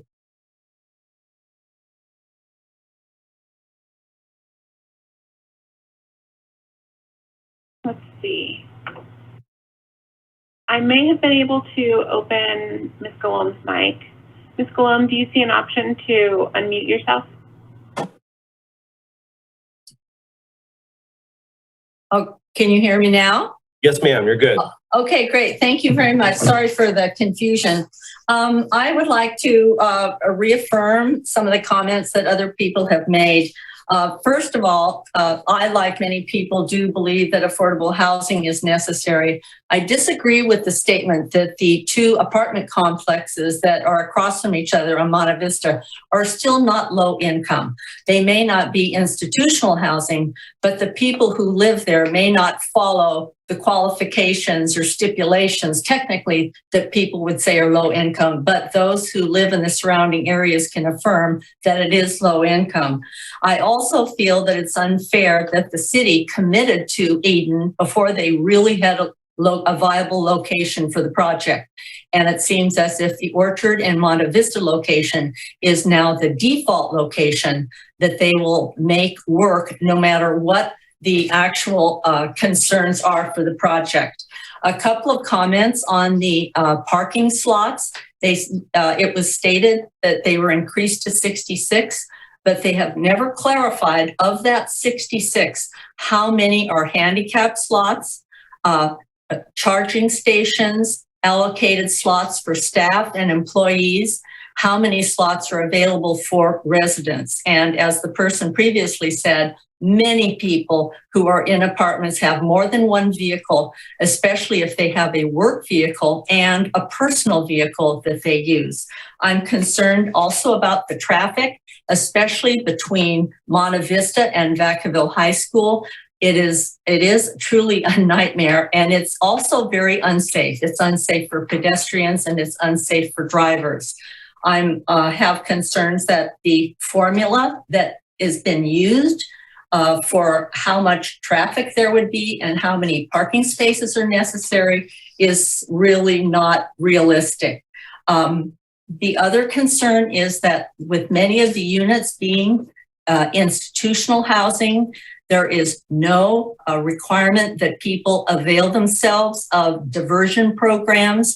Basically, the housing is for people who perhaps can choose to continue the lifestyle that they have led, except they have now a roof over their heads. And I think that is one of the concerns of people in the neighborhood. So also, last of all, the fact that Eden purchased the pool property in advance of having zoning change is of concern to me. And my final request is, before members of the council vote on this, please go down to the site. Go down, walk on Monte Vista, walk around the other side and see how congested it is, like using a can opener to put two sections of 3-story apartment buildings there with over 200 to 300 residents. And a 3-story building with the gable roof actually is almost as tall as a 4-story building. Thank you very much for your time. Thank you, Ms. Colon. Appreciate the comments. Mr. Ravante Robinson, you're next.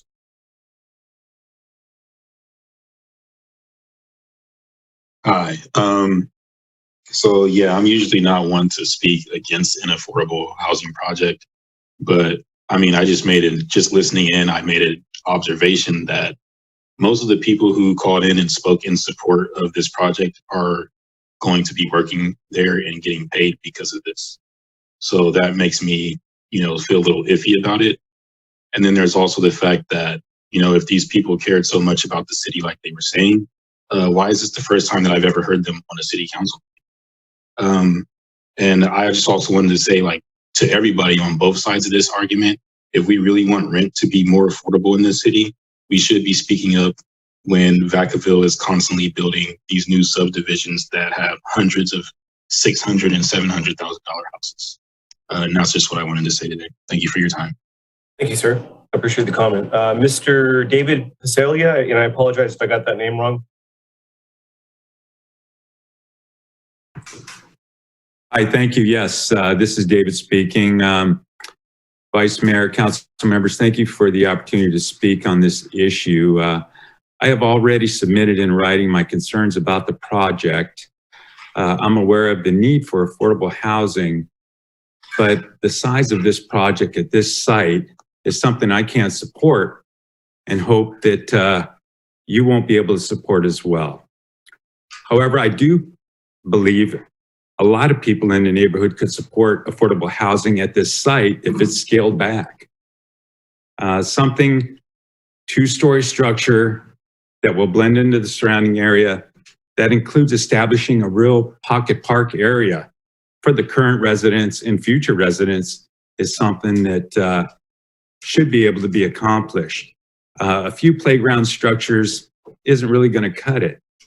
This piece of land has several mature trees that would make a great park area for all to utilize and enjoy. If the overall size is reduced, the building trades will still be involved. I believe it's a win-win for existing and future residents. And that's my comments on it. And thank you for your time. Thanks, sir. I appreciate it. Ms. Murray, we typically only do one comment per caller. Otherwise, that's just the standard practice and standard rules. I apologize. So we're going to move to the next caller. Number 264, caller ending in 264.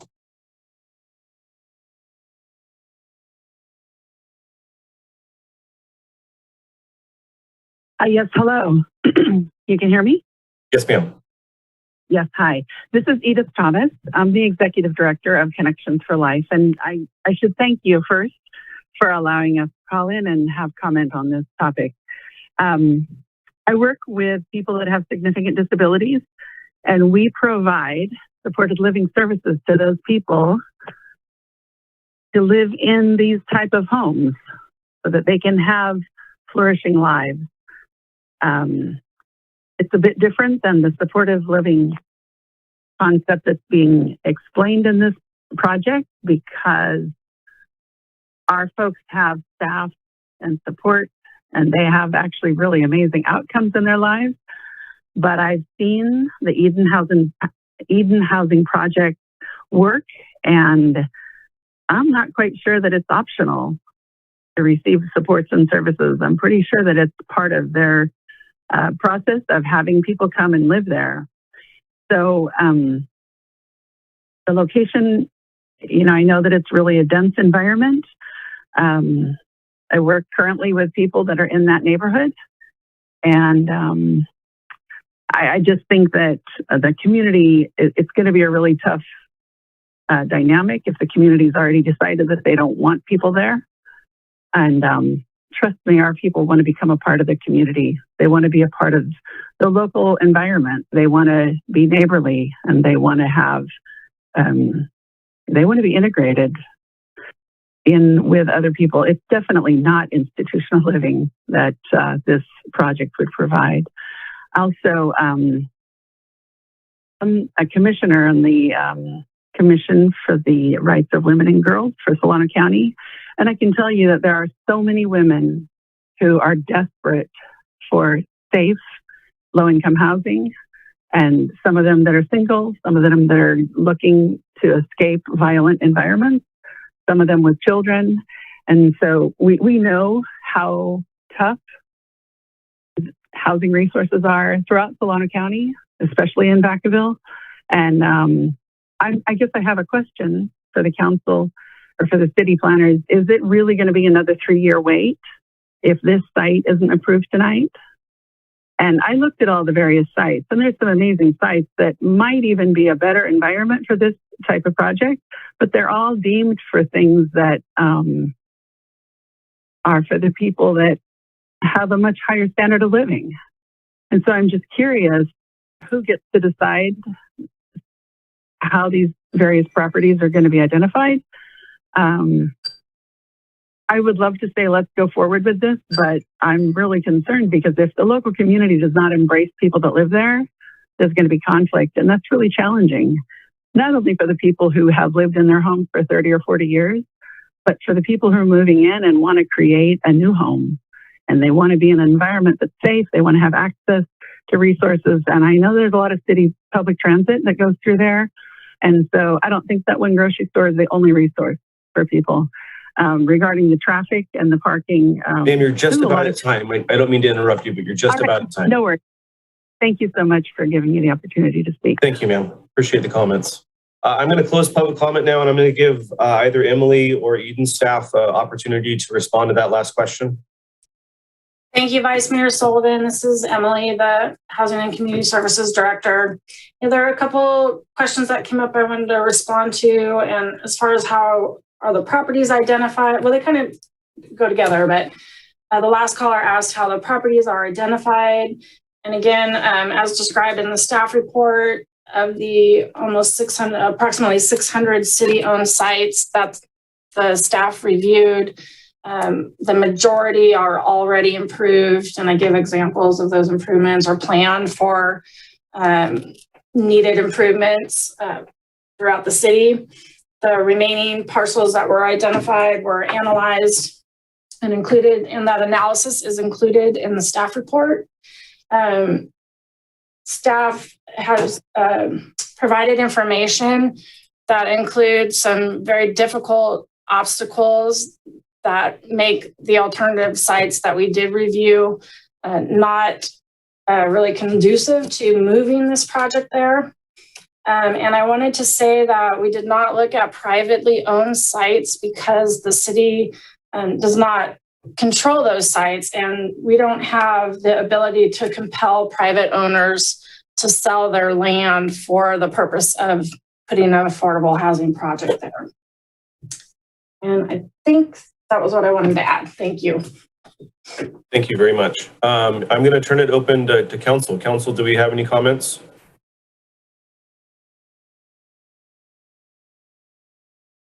Let's see here. Councilmember Wiley, I believe you're first.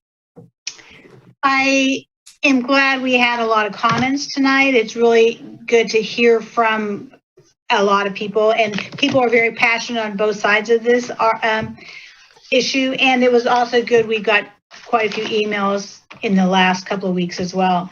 I just had a couple of questions. The neighborhood meetings that were held, you know, part of it was one was in 2019, and then in 2020 we had pandemic and everything. How well were those attended? So I'd like to know that. And then sometimes people talk about the safety and the proximity to other apartments. And so I just want to know, does that part of town have more than usual calls? And I did drive by the area today and saw it myself. Of course, when I drove by, was, at 10:30 or something, so traffic wasn't bad.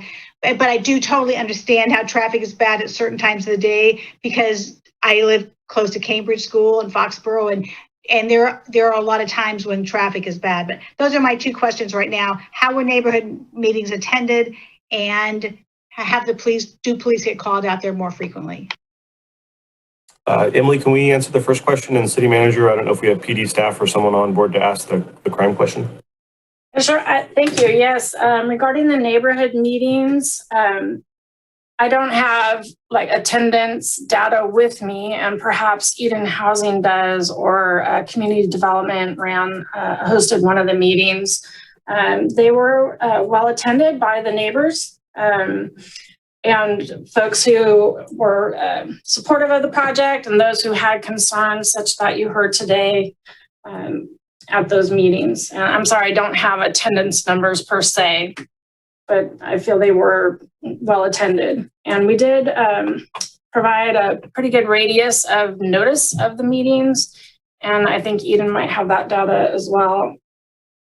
And then, I would need to defer to PD, as you suggested, Vice Mayor, regarding calls for service. Eden, do you have anything to add to Emily's statement in terms of attendance or radius?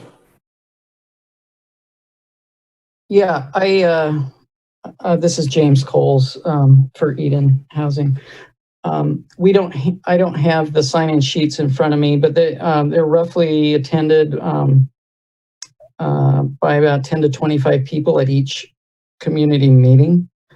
We had 3 different community meetings over the last year. And we noticed within a 1,000-foot radius of the site.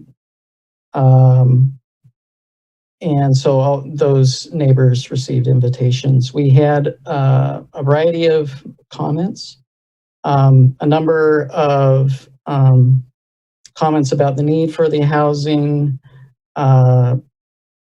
some that were residents of affordable housing that saw the need for it, some that were not residents of affordable housing that saw the need for it, other community members that had concerns, many of the concerns similar to those that were raised this evening. Thank you. And City Manager, do we have anyone from PD that can speak to the crime question? Yes, our Chief Joe Alio has a quick response for you. Vice Mayor Joalio from the Police Department. When this came to council for the last meeting, we did a crime analysis look at calls for service and actual crime in this particular reporting district and didn't find anything unusual or higher than other areas in town. Nothing that was unexpected. Thank you, Police Chief Valio. Councilmember Stockton, you're up next. Thank you, Vice Mayor. Thank you for the presentation, and thank you to the public for all your comments. I want to confirm with staff that there is a housing first component to this project. Can anybody confirm that? Yes, this is Emily again. Thank you. There is a housing first component for a portion of the units. I believe it would be the 21 units, and Eden can confirm that. Okay. And has there been any changes to the Housing First Senate Bill 1380 as it relates to the mandating of people accepting the services and help required to assist them with drug addiction, alcoholism, or mental health issues? I am not aware of any changes to that. The idea of Housing First is to provide safe and stable housing and then offer the services and provide outreach and continual contact and support to the individuals that are in that unit to help them be a successful tenant and to accept the services and again, better their lives and maintain their housing over the long term. But I'm not aware of any changes. Correct, but there's no way of holding anybody accountable to that. Is that correct? Actually, I can help address that question, Councilmember Stockton. This is Lieben. So the way that this works in terms of this housing first model is the county is very involved. So they provide case management as well as a wide variety of support services that have been shown to best work to reach a successful outcomes. In addition to that, in this particular property, Eden has had long conversations as well as project planning with an additional service provider to ensure there would be wraparound services beyond those that the county typically provides, Caminar, and has entered into an MOU with Caminar to provide those additional services. Eden takes great pride in the quality of services it provides. And the goal here is to scaffold folks up so that, as I think as Thomas was saying, people can integrate into the community. One of the misunderstandings about homeless is once they have homes, they're able to stabilize. They're no longer homeless. So we would hope that people would be compassionate and that the stigma of prior homelessness and having fallen on bad times at difficult times at some point in your life would not stigmatize you forever as folks move on to better opportunities and be able to improve circumstances for their families. And that's what really this is about. Sure, and I'm certainly not insinuating that everyone that is homeless suffers from drug addiction, alcoholism, or mental health. I want to make that clear. But I'm wondering, is there a way to evict people or ensure the safety of the other families that would live in this development if these folks are found to be, a danger or, based upon, their mental health or their substance abuse issues? Is there a way to evict them? Yeah, I'll take this one. This is Andrea Osgood. Absolutely. I mean, the health and safety of our community, both our immediate residents that live in the building and the wider community, are top priority. So while Housing First philosophy and requirements basically say we have to take people and offer them homes as they are, it doesn't mean that we can't ever evict them for not being safe or following the rules. So we have evicted people from time to time when they can't follow rules, especially when those rules are really related to the health and safety of the wider community and themselves. Okay, thank you.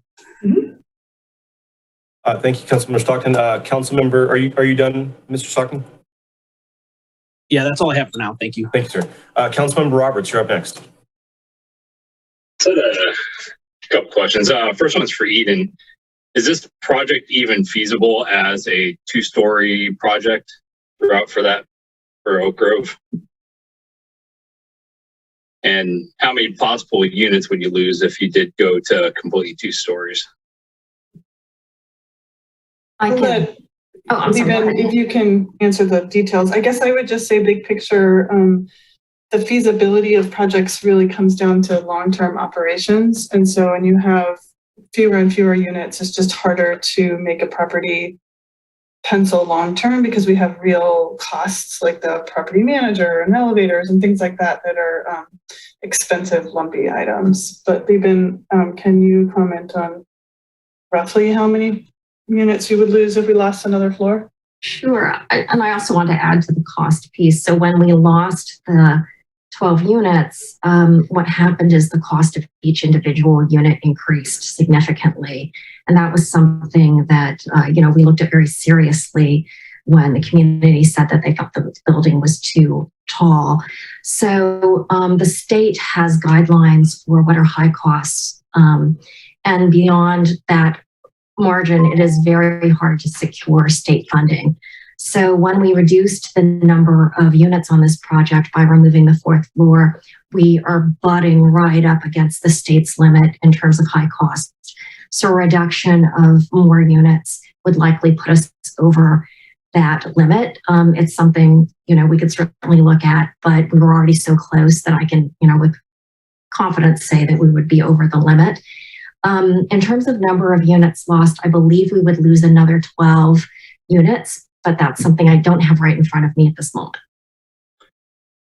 Yeah, would you guys be able to do some numbers of comparison of doing a 2-story building that's closest to the residential neighborhood, that back building on South Orchard versus the one that's on Monte Vista?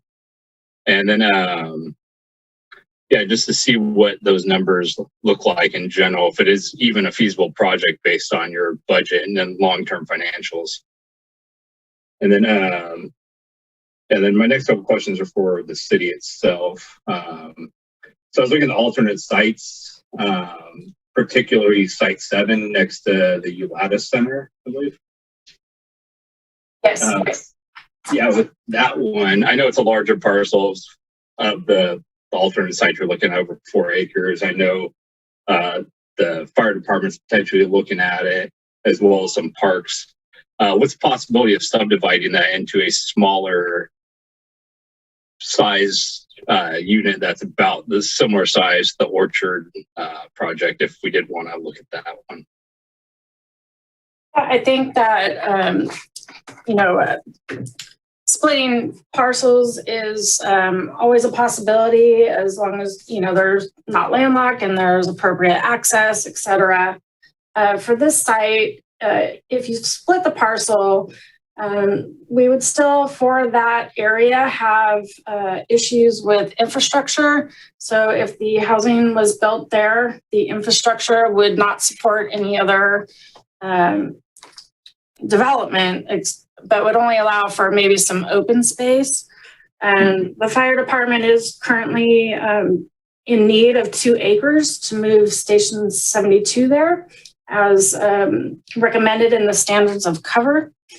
And as you mentioned, the Parks and Recs department, in the recently approved Park and Rec master plan, it does recommend that site to be used for a new neighborhood park because the general area was identified as being park deficient. So again, it is possible. It may be possible. We would have to again do it, an analysis and some feasibility studies that it might be able to be split, but it would limit the development and exclude any improvements for the community benefit. What are the specific infrastructure issues for that plot of land? So I know the sewer, it's the sewer capacity, and utilities department, please kick in if I'm misstating anything. But the sewer capacity would only accommodate the the project as is, no expansion and no other development. And do those other developments run off the same infrastructure, the ones that's going right there at Harveston and then potentially the CFY, do they all feed in the same lines? That I would need to defer to the utilities department. I can say that the infrastructure on the Allison site that is city owned can accommodate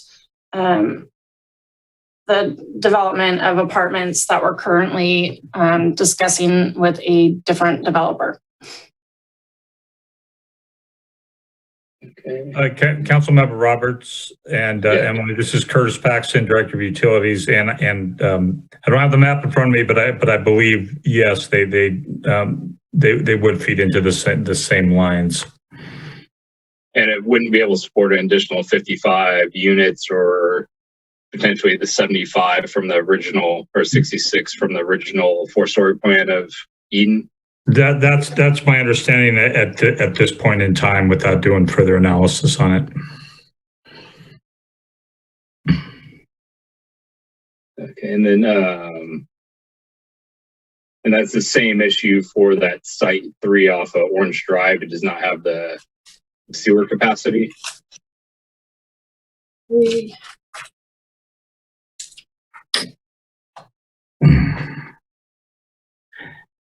I don't have that info in front of me right now. Yeah, sorry, Curtis, I do see the description in the staff report that was supported by the utilities department that those parcels do not have adequate sewer capacity for the current proposed 55 apartment unit project. Thank you, Emily. Or just a quick question. How long would it take to get a estimate on what it would take to make that sewer line? Because I mean, it's right across the street from that main shopping center where Brass Tap and the Starbucks and everything is. So is that just a matter of feeding back into that main Leisure Town Road sewer line? It requires doing some sewer modeling work. And, with anticipated flows and to see what the impact is on the nearby sewers to connect to, as well as the downstream sewers. Okay. Oh, yeah, that's all the questions I have. Thanks, Mr. Roberts. Councilmember Ritchie, you're up.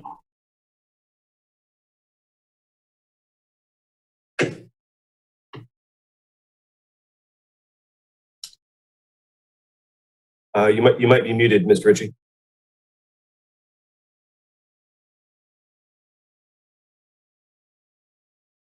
Okay, sorry about that. For the sake of the time, I'll try to keep it nice and concise. I don't want to kind of repeat and echo anything already said. When it comes to the State Senate Bill 1380, I understand the development. It's like having a tower of Jenga blocks. You take one piece out and the whole thing can crumble. I mean, financing the cost of bills is really high right now. Affordability of homes and providing low-income housing and affordable housing is really tough. I haven't heard anyone address the issue of the 1380 piece of the housing first. If that comes out of this development, doing simple math, almost 50% of the building is going to be the housing first.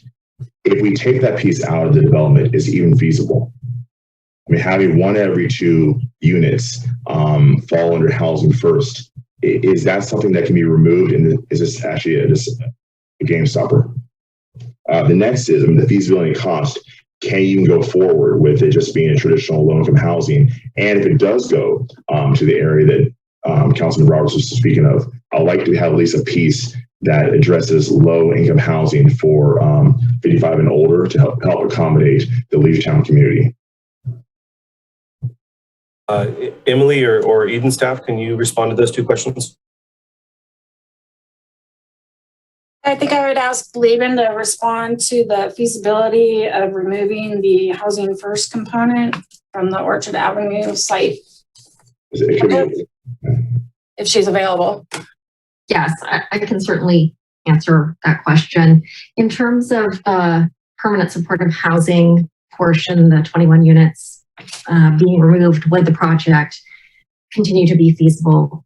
there would be some point in time in the future, we believe, where the project could be feasible. Right now, with the state funding priorities, there is not a clear path forward.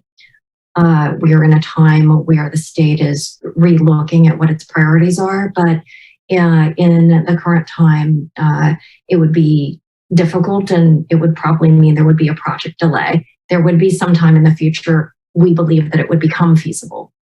But as of right now, every other door would have to fall under housing first and have essentially tenants. I'm looking at the actual state Senate bill right now, and the use of alcohol, drugs in of itself without other lease violations is not a reason for eviction. So, I mean, someone can be on alcohol or drugs and still not get evicted. What falls for a reason for violation of a lease? If that's not one, I mean, every other door, that's pretty significant. What is it? At least one example of how you can violate the lease and get out.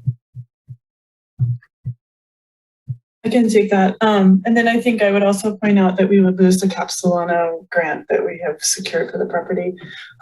But as far as how we can evict somebody under the Housing First laws, I mean, being a danger to themselves or others, not paying their rent are just two that are grounds for eviction. Okay, that's my question. So, I mean, it's just feasibility, the cost. You cannot go forward unless every other door falls under Housing First, correct? No, I think Lieben said that it would take longer and that we don't see a pathway right now, but I think we could figure it out, but we would lose the Capsilano grant. So that's $1 million right there. We have to replace.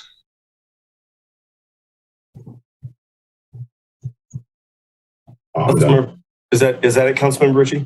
Yeah, I'm done. Thank you so much. Thank you, sir. Councilmember Silva.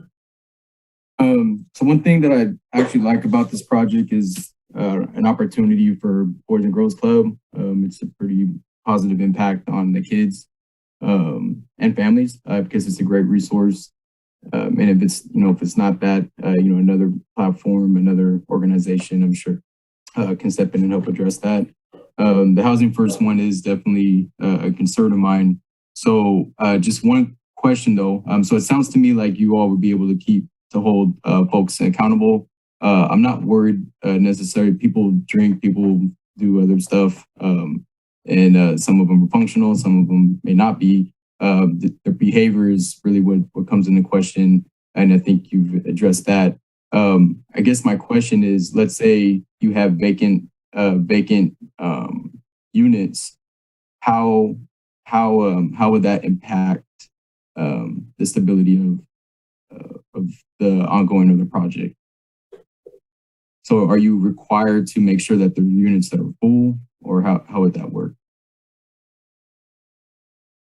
I don't know that I understand the question. Are you saying what would happen if we had vacant units? Yeah. So like, for example, the Rocky Hill apartments, my understanding is not always full, right? So we have open units but that doesn't necessarily impact the viability or stability of Eden housing. Is that correct?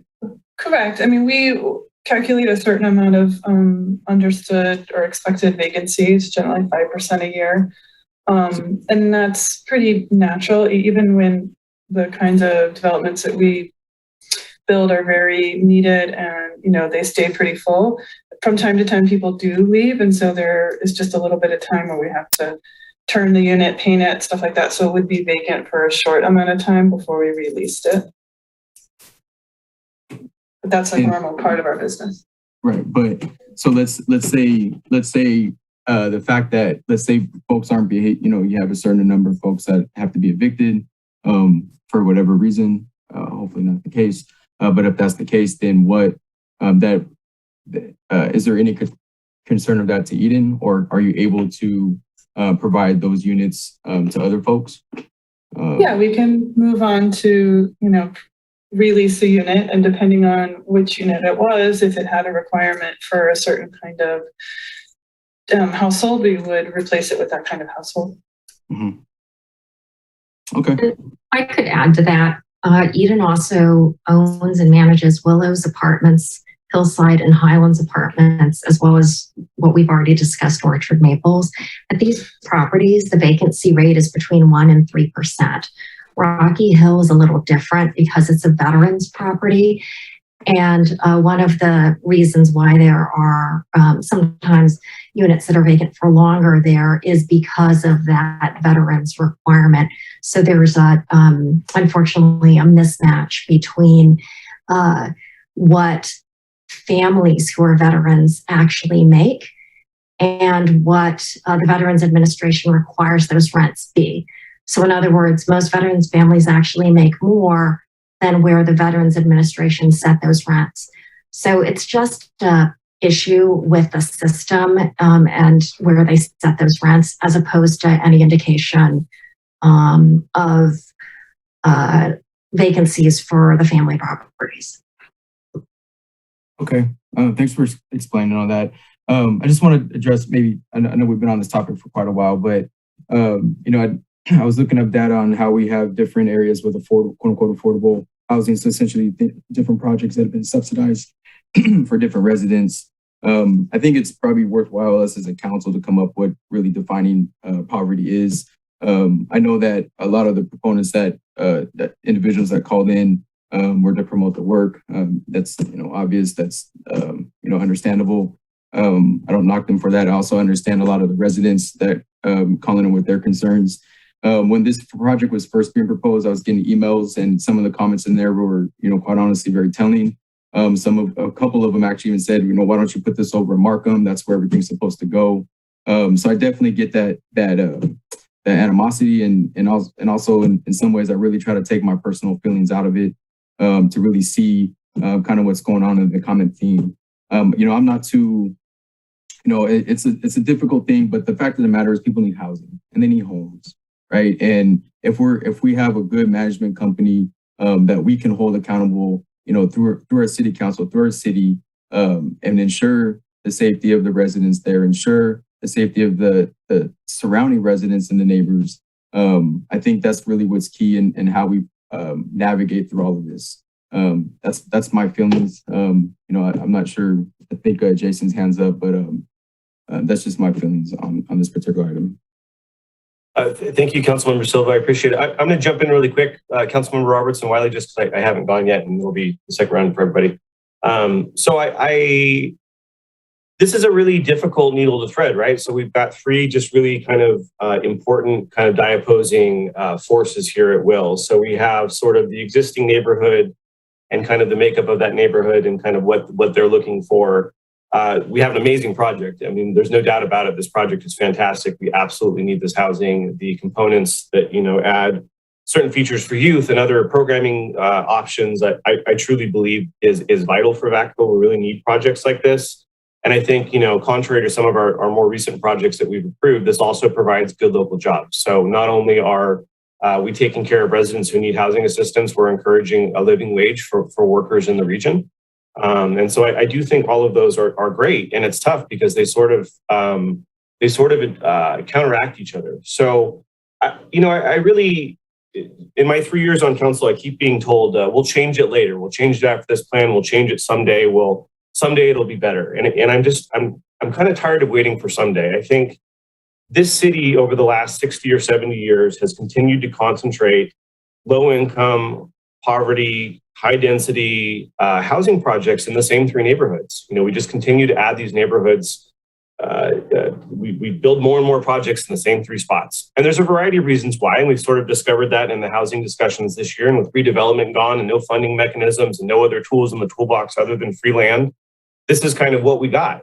But if you look, especially now with districts, there are 3 districts in town that have, I don't think they have any high density low-income housing projects. And those districts have massive job centers, and they have schools, and they have parks and amenities that these residents could use. We need to stop overtaxing the Markham, Acacia, and South Alamo area. That's where we build everything. It doesn't go anywhere else. We need to evenly distribute housing types all over town. So whether that's building single owner occupied in some of our older, more low-income neighborhoods so people can own homes, whether that's building some denser housing in other areas, everyone in town, every district needs to kind of pull their fair share and kind of, people come from all different housing types from all over the city. It's not from one neighborhood here or there. And honestly, it's having a negative impact on some of our schools and some of our parks and some of our other locations or some neighborhoods that just don't have any resources, but we keep adding people. I'm really interested in a different location, and I know we have other plans at that location, but I've lived here for my entire life, and the dirt lot next to VPAT and the library has been open that entire time. If we were going to build something, we should have built it 10, 15 years ago. It's a great location. You know, if the cards really don't align, maybe the Orange Drive location or the Harbison location sort of makes sense, but I don't think that makes sense based on some of the neighborhood needs. I'd like to make a motion in a second, but I want to give my peers some opportunity to speak. We really could get a win-win here and actually expand this project, get great local jobs, listen to our neighbors, redistribute housing types all over town. And then I have kind of a side idea about using the existing site for senior housing, which we absolutely 100% vitally need. But I really think there's a way to get a win-win-win-win here and actually build something great for Vacaville. Do that with high-paying jobs, redistribute things across neighborhoods and listen to people speaking tonight and really kind of get something for everybody. So I'm going to stop talking. I am sort of ready to make a motion, but I want to turn it over to Councilmember Roberts and then Wiley, and then we'll try to get this motion moving. Councilmember Roberts? Yeah, I just had one hopefully quick question for Eden. Really like the partnership with Boys and Girls Club, but after listening to Councilmember Silva speak, do you have any other locations that have a similar setup with the Boys and Girls Club and Housing First co-located like that?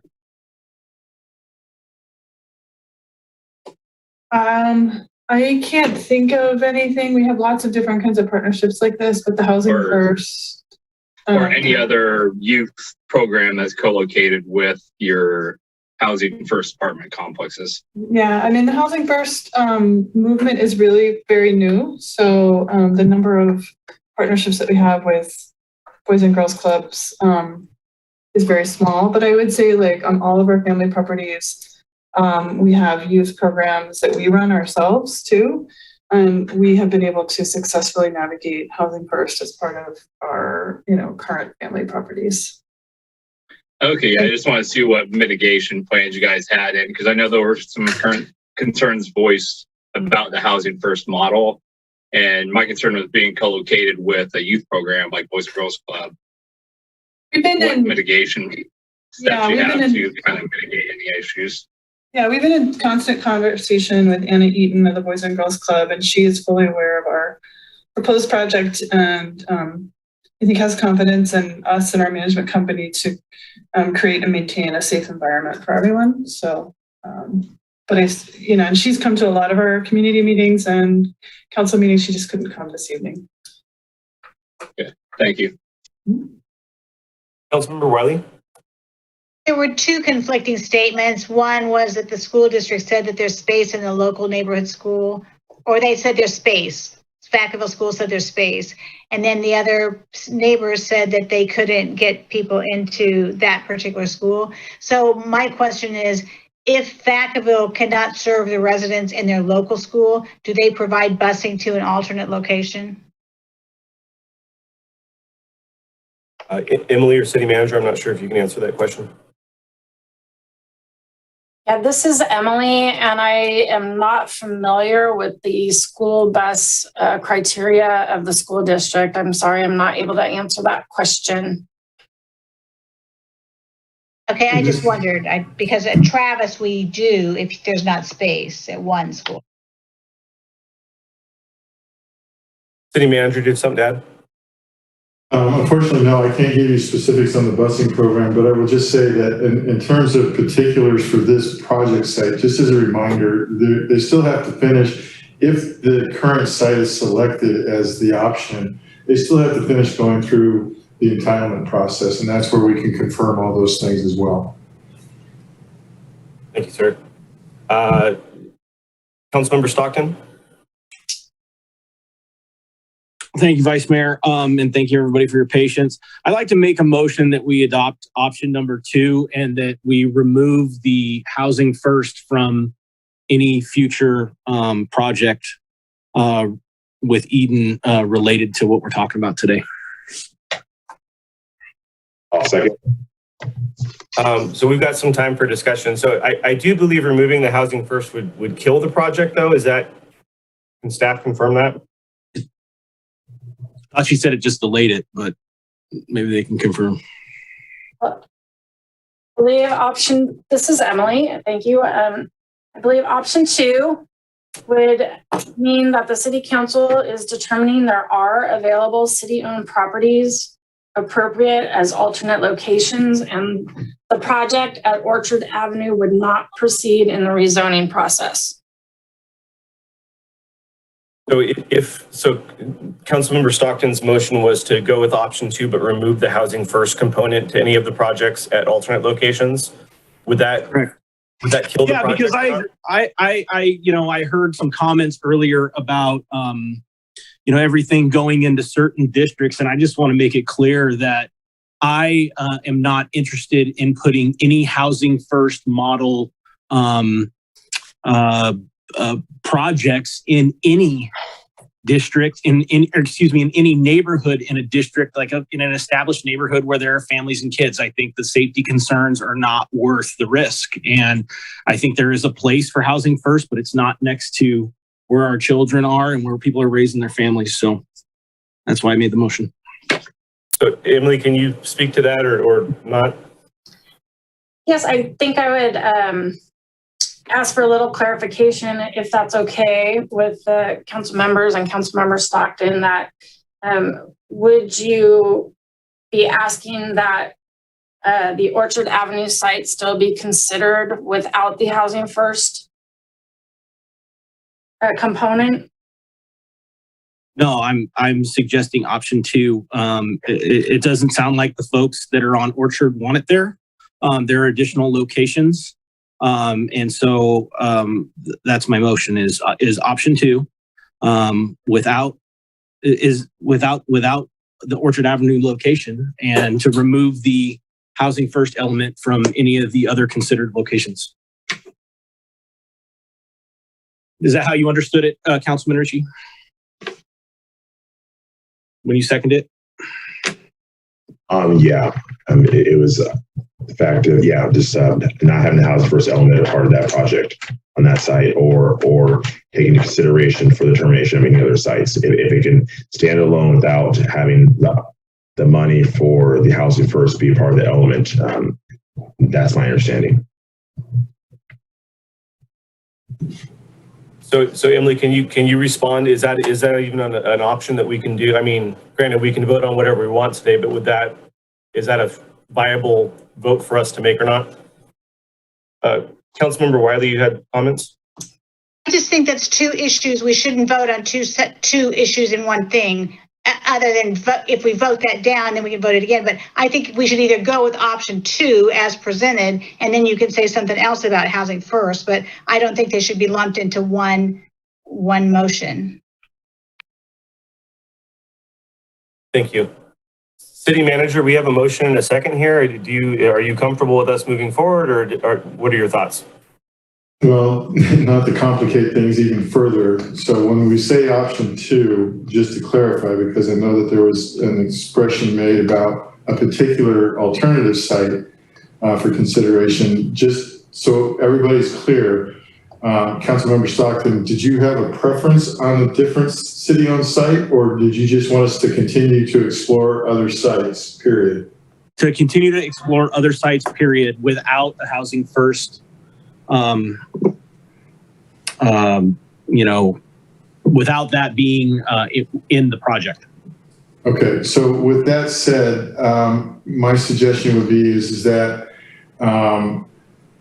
if that's the direction or consensus of the council, then clearly staff and Eden Housing would have to go back and revisit, what of the alternative sites have potential beyond the analysis that we've already provided you, as well as does the option for no housing first product work, and then we'd have to come back to the council with an updated recommendation.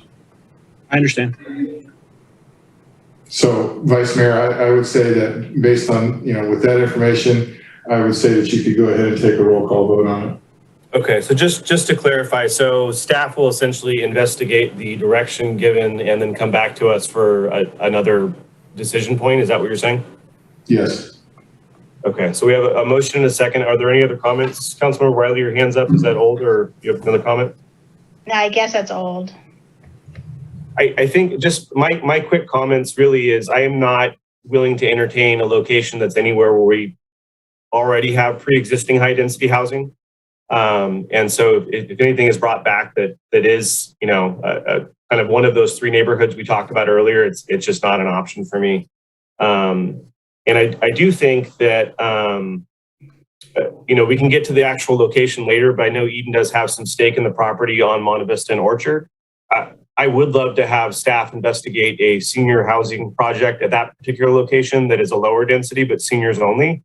And actually expand this into two separate projects. So I don't necessarily need to, I guess, make a motion today unless I wanted to make a friendly amendment for Mr. Stockton, but I think we could probably leave it as is. But I do think to some degree, the city is partners with Eden and we need to uphold that partnership, you know, and there were obligations made at one point on that location. And so I would like to entertain a discussion at a later date about a possible lower density senior only project at that site. I think it makes a lot of sense. I'm okay with that friendly amendment if you'd like that included.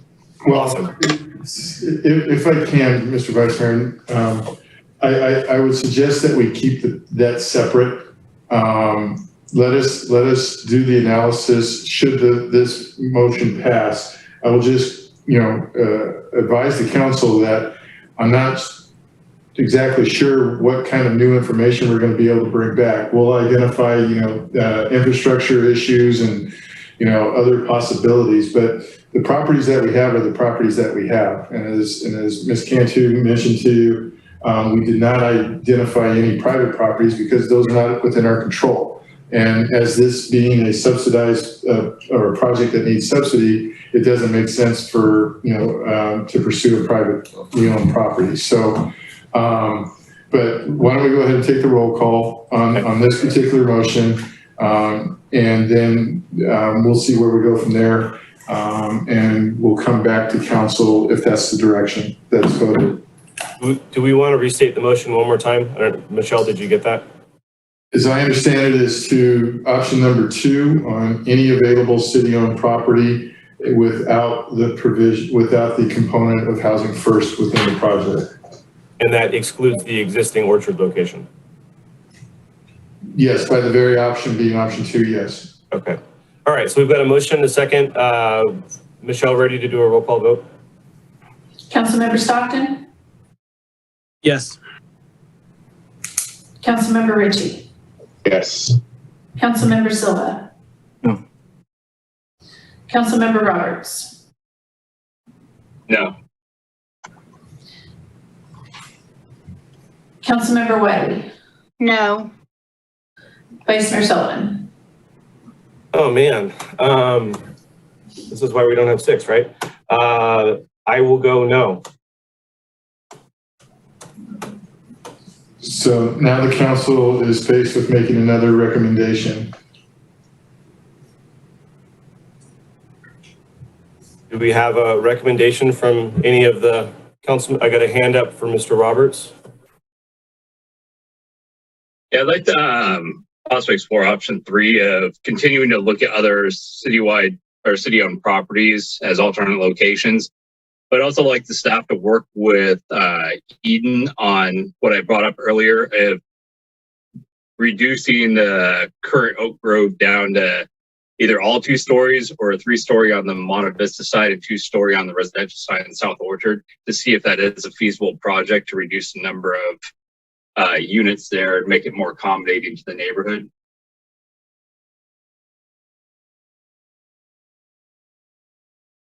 Okay, we've got a motion out there. We have a second? I will second that. Okay, we've got a motion and a second. We have discussion. Any council members have discussion?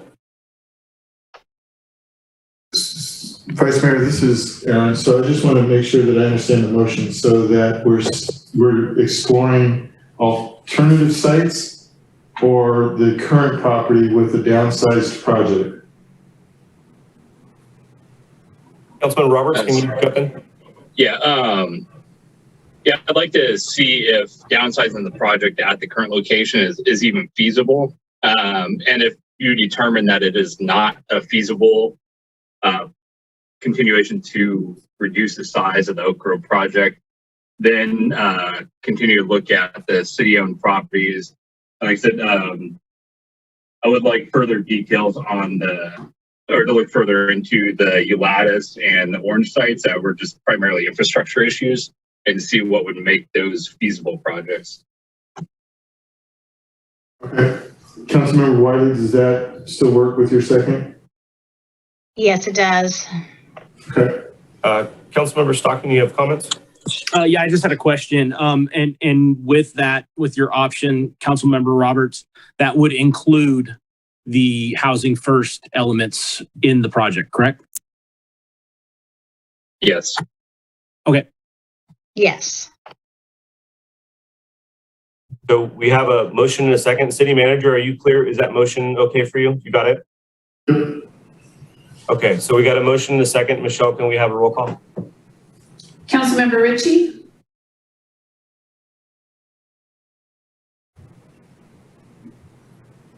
You might be muted, Mr. Ritchie. Confirm that's without the piece for housing first or with the piece? It includes housing first. So anything we go forward, we'll still have that piece a part of it. Based on this motion, yes. I'll say no. Councilmember Silva? Yes. Councilmember Roberts? Yes. Councilmember Wiley? Yes. Vice Mayor Sullivan? Yes. Councilmember Stockton?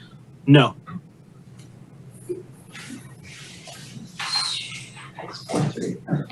So the motion passes, and we will work with Eden Housing on the likelihood or the opportunities for a downsized project at the existing site. And at the same time, we will also come back with more information on infrastructure issues for those other alternative sites that we presented to you tonight. So with that, that concludes this item. City Manager, I'm thinking maybe a 5-10 minute recess to get the mayor back on board and let everyone take a quick break. You're in charge right now, so that your call. Yes, so we'll take let's go ahead and we'll split it down the middle. We'll take a 7-minute recess. We'll reconvene at 9:40 and we'll let the mayor hop on and let everyone take a quick break. Thank you, sir.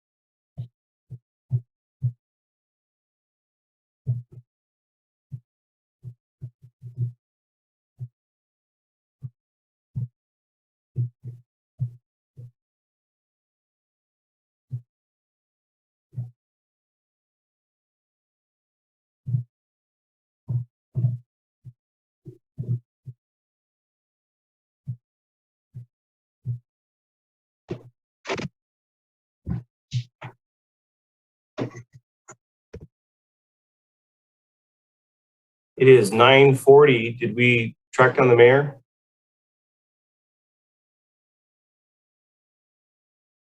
I'm going to call the meeting back in order, Mr. City Manager. Item 10C, please.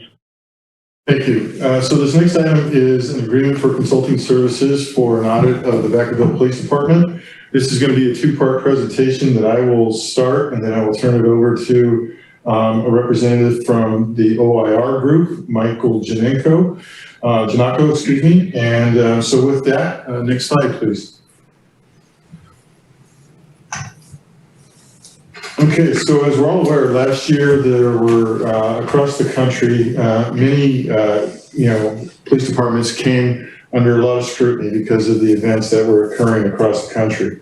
And in response to communities across the country to these occurrences, many agencies and communities are looking for more community policing and trust among law enforcement officers in the communities that they serve. So for the purpose of this particular audit is to assess the efficacy of police services and to ensure operations are consistent with best practices, to ensure accountability and openness with our public related to department processes and procedures. This is a very important project for us, and I'm very excited to be here tonight to present to you the details of that. The first step that we took with this particular audit process was to issue a request for qualifications to as many qualified consultants as that we could find. Next slide, please. Oh, you're already there. So the RFQ scope of work included a variety of items that we were looking for. First being a systematic information gathering through document review and interviews, that the consultant would attend many community listening sessions, recommendations regarding the scope of the audit, a comprehensive evaluation of police department policies, procedures, and practices, along with a preparation of a written report with recommendations. Next slide, please. We received a total of 5 proposals from highly qualified consultants. To review these proposals, we put together a focus group comprised of 2 city council members, 3 members from our community at large, which were part of our social justice group, and then finally 4 city staff members that were directly involved with operations related to the police department.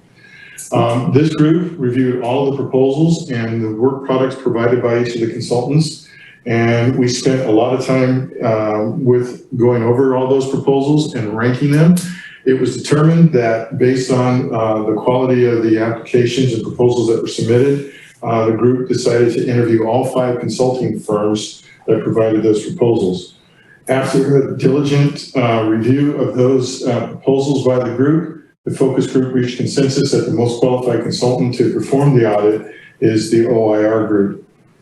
With that, I'm going to go ahead and turn it over to Michael Janako from OIR, the principal and project manager for this project, who's going to kind of highlight their company, as well as the process that his firm will be taking us on for this police audit. And then at the conclusion of his report, he'll turn it back to me for next steps and a formal recommendation. So with that, Mr. Janako. Thank you, Mr. City Manager, Mayor, council members, and the public of Vacaville. as well as city leadership. I appreciate the opportunity to present to you this evening. My name is Michael Chinaco, and I have been involved in oversight, overviews, reviews, independent audits of police departments for over 20 years. And I have a great team. And if we are selected, we look forward to working with you. Could we go to the next slide, please? As I indicated, we have been working as independent police practices experts since 2001.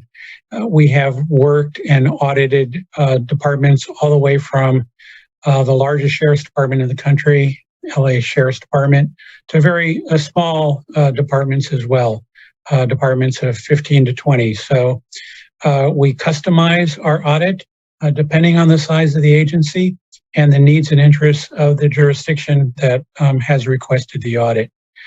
But all of our core group members have devoted their careers to monitoring, auditing, evaluating, or otherwise reviewing law enforcement agencies. We also are independent police auditors for a number of cities, which means we audit those cities on a regular basis, as well as coming in to do one-time audits for agencies in California and also outside of California.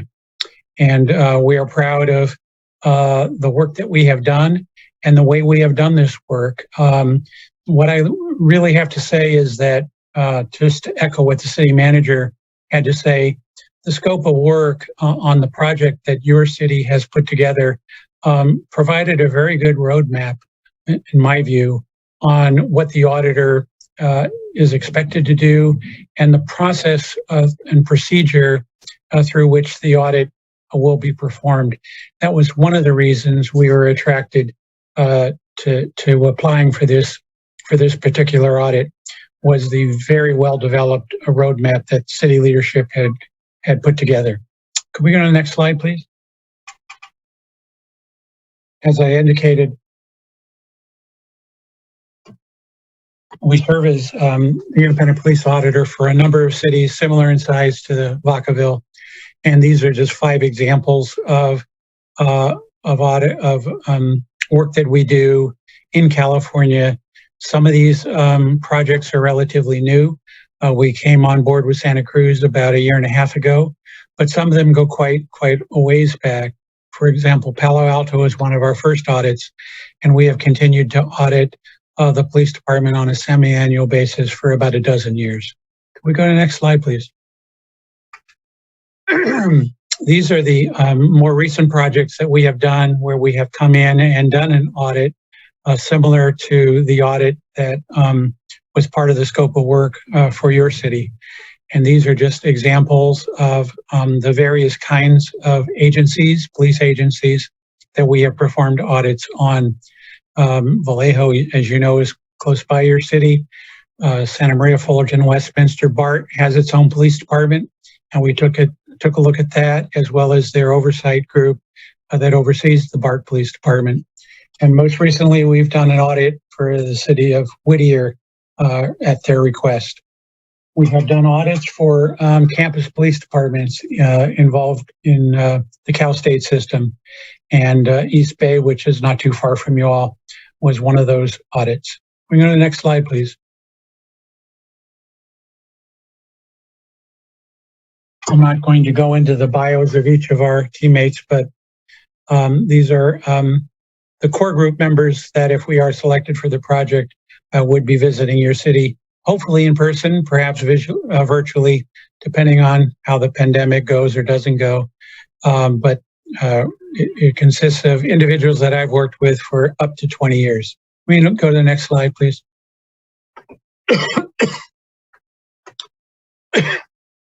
The 4 individuals who are on these 2 slides would be the ones that would be most heavily involved in the audit for your city.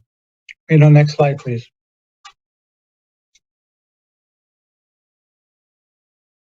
Now that you know just a bit about us, I thought we could talk about the audit as envisioned by the city. And again, the city should and deserves credit for a very thoughtful approach to the audit that is envisioned here. And I'll tell you why as we go through this. The first piece would be a site visit. Again, depending on the timing and depending on where we are with the Delta variant, hopefully that would be an on-site, in-person visit. We can and have adjusted over this past year and a half to doing virtual visits to keep our work going and keep the demands of various cities moving forward. But ideally, that would be an in-person visit. And if in fact it is an in-person visit, or even if it's a virtual visit, what that would entail would be to meet with obviously the leadership of the police department, police association, command staff, but also the larger city family who has day-to-day interaction with the police department. That would obviously include city manager's office, city attorney, and other individuals who would be risk management, other individuals who would be involved in working on a regular basis with your police department. There are third-party investigators that we would be meeting with to get the sense of what they're learning as they have been doing their investigations. As the city manager said, this is also intended to include voices from your larger community of Vacaville, and advocates and individuals involved in social justice. Your social justice cooperative group would obviously be involved in that initial site visit. And one of the things that the site visits objectives is intended to do, in addition to get to know some of the individuals most involved in how your city works and your greater community, in addition to learning about that, the actual intent is to visit with these individuals so that the actual scope of the audit can be informed by that input. So unlike some of the audits we've done in the past, where the scope has already been defined, the scope has not been defined with regard to this audit, and intentionally so, and I think to your advantage, because we can now get input from your general public and the city family and leadership, including you all, to the degree you all want to participate in providing that input as elected officials and representatives of the city to help define the scope. Can we go to the next slide, please?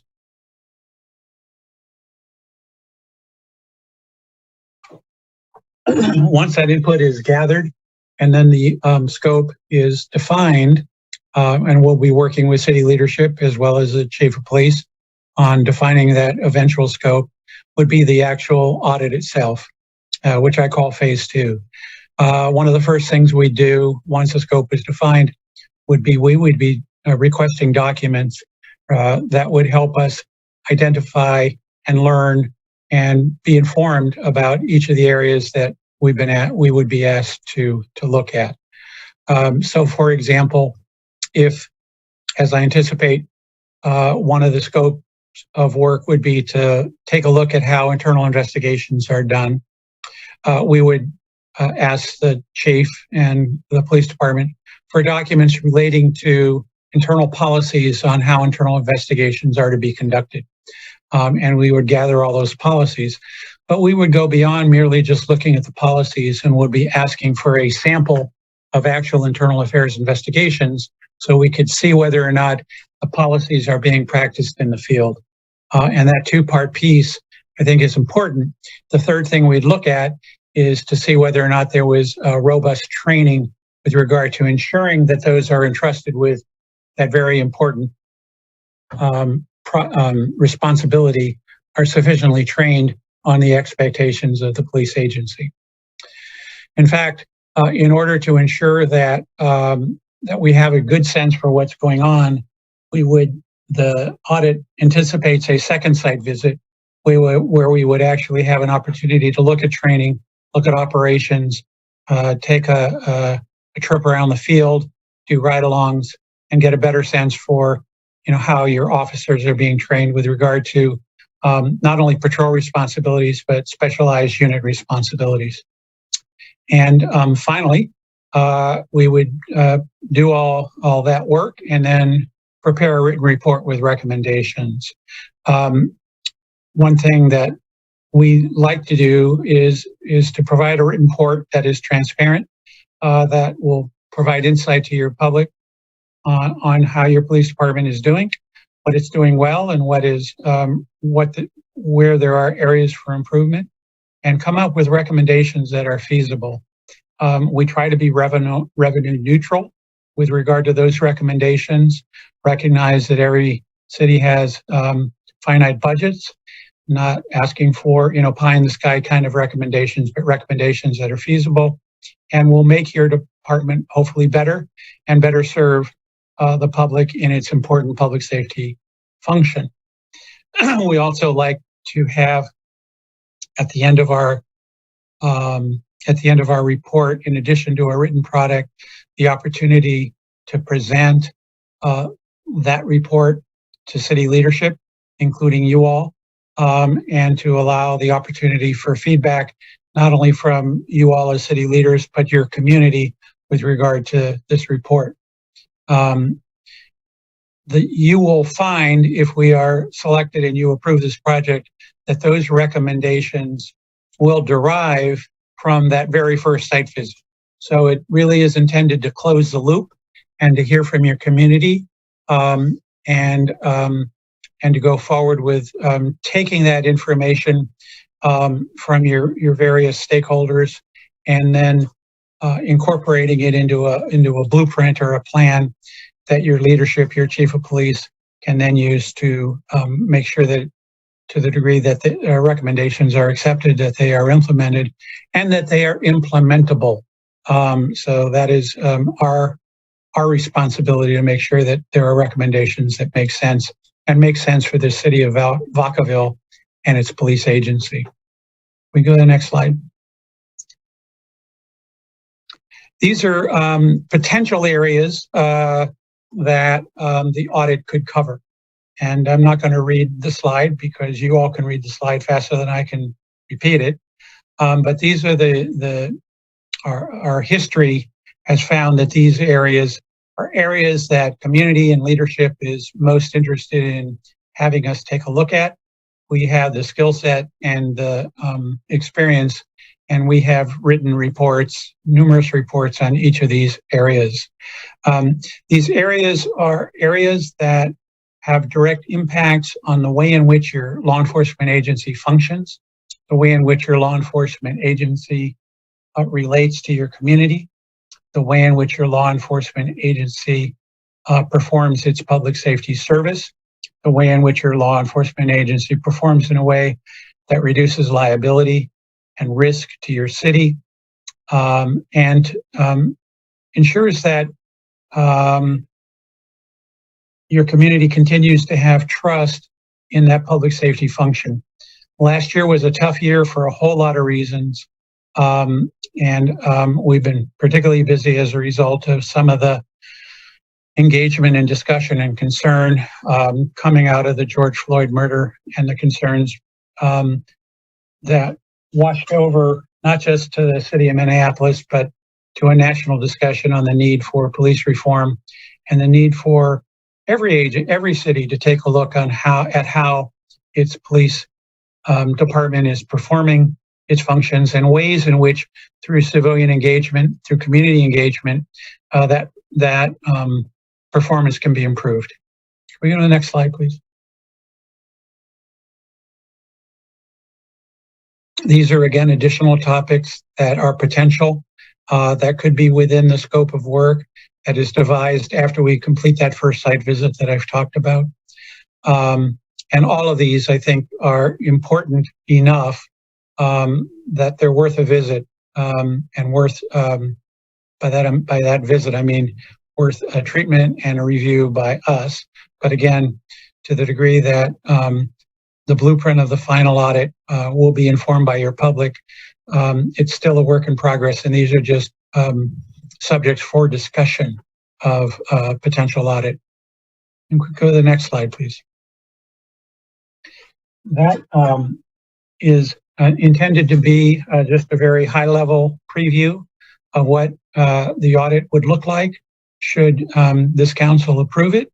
I have to commend you already for even considering the audit, considering the concept of using this audit to improve your department. I have had an opportunity to work very briefly with your current chief of police. And that is, again, another reason why we were attracted to the audit, because we had a very good relationship when we were working to try and institute some reforms at the city of Vallejo after our audit, and appreciated his input, his insight, his experience, and his willingness to hear from outside voices with the idea of getting better. This is not intended to be a gotcha audit, and it will not be a gotcha audit. It will be an audit intended with the ultimate objective of using what we see, what we learn about your department, and turning that into a blueprint to improving your police agency. Not to criticize for criticism's sake, but to ensure that as we move further into the 21st century, that the tenets of progressive policing and police reform are inculcated within your police department, and that your officers have a blueprint and a strategic plan on how to move forward in the ensuing years. I'm going to turn this back over to the city manager, but should any of you all have questions, I expect there will be space for that this evening. Thank you very much for your time and your patience.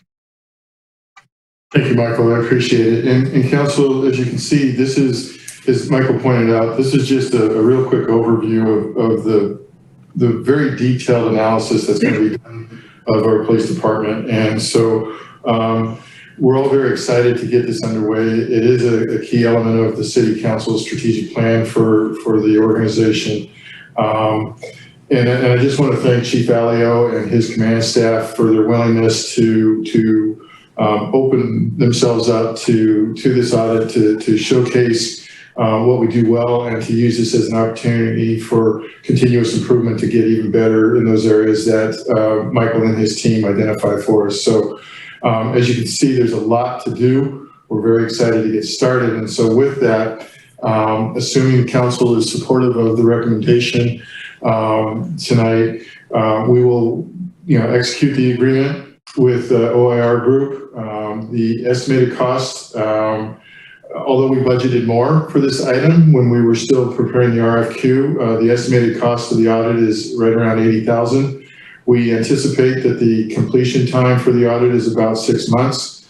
And then, as Michael mentioned, following the completion of the audit, the findings and recommendations will be reviewed and shared with the council and with the public. And then I will just say that, just like anything else, we're hiring, professionals to tell us areas where a game plan, a strategic plan, if you will. And then it's really on us to pick that up and carry the heavy weight to make sure that we implement those recommendations. And I assure you, working with the chief and his team, we're fully committed to that. So I'm anxious to get started. So with that, the last slide, please. So the recommendation tonight is for the council to adopt a subject resolution granting myself the authority to enter into an agreement for consulting services between the city and OIR Group to conduct a comprehensive audit of our Vacaville Police Department. With that, I have our team here, led by Andrea Borba from the City Attorney's Office, who worked very hard on this particular project, as well as the chief and other members from staff that was involved with it. And of course, Michael is available as well. Thank you very much for the presentation. I'm going to open it up to public comment. I see one hand up. Ravante Robinson, I'll open your mic. Yeah, so OIR, they have done an audit in Vallejo. And if you know anything about Vallejo, nothing has changed there. So I don't think that anything is going to come of this audit if we go with this group. And it's Vacaville, not Vacaville. So I know change can be slow, but lives are at stake here. I mean, VVPD did kill a man earlier this year, and everyone seemed to have forgot about it. So if the purpose of this is to strengthen the trust between the police and the community, then I think our current chief of police, Joe Alio, who was police chief of Vallejo and oversaw the audit there, that's actually one of the worst departments in the nation. So I think he's definitely the wrong person to oversee this audit as well. And earlier, Roy Stockton spoke against housing first because he thinks that it's not safe for the other families around. But when is he going to speak up about what the Solano sheriffs have been doing to Black families? Okay, next caller. Danielle Shea, I'll open your mic. Good evening, Council. Can you guys hear me? Yes, ma'am, go ahead. I want to thank the city manager and city staff that worked on this item. While it may not seem perfect right now, the community has been speaking out for a long time, requesting multiple measures for police reform, of which this was just one of those items that were requested. I have a question and a comment. So for OIR, what are your agency's processes for eliciting community feedback? Is there, a public posting to which people can respond to provide feedback? Are participants selected? If so, who are they selected by? I wanted more information about what that looked like. And to what extent the community would have to offer feedback during this process. And also to ORI, more of just an observation. I noticed that the majority of your staff were white. And I just wanted to know what kind of agency or company policy you have ensuring that people of all demographics are represented as you're doing your audit. Thank you for your time. Thank you. I see no other hands. I'm going to close public comment and let him answer. Go ahead, sir.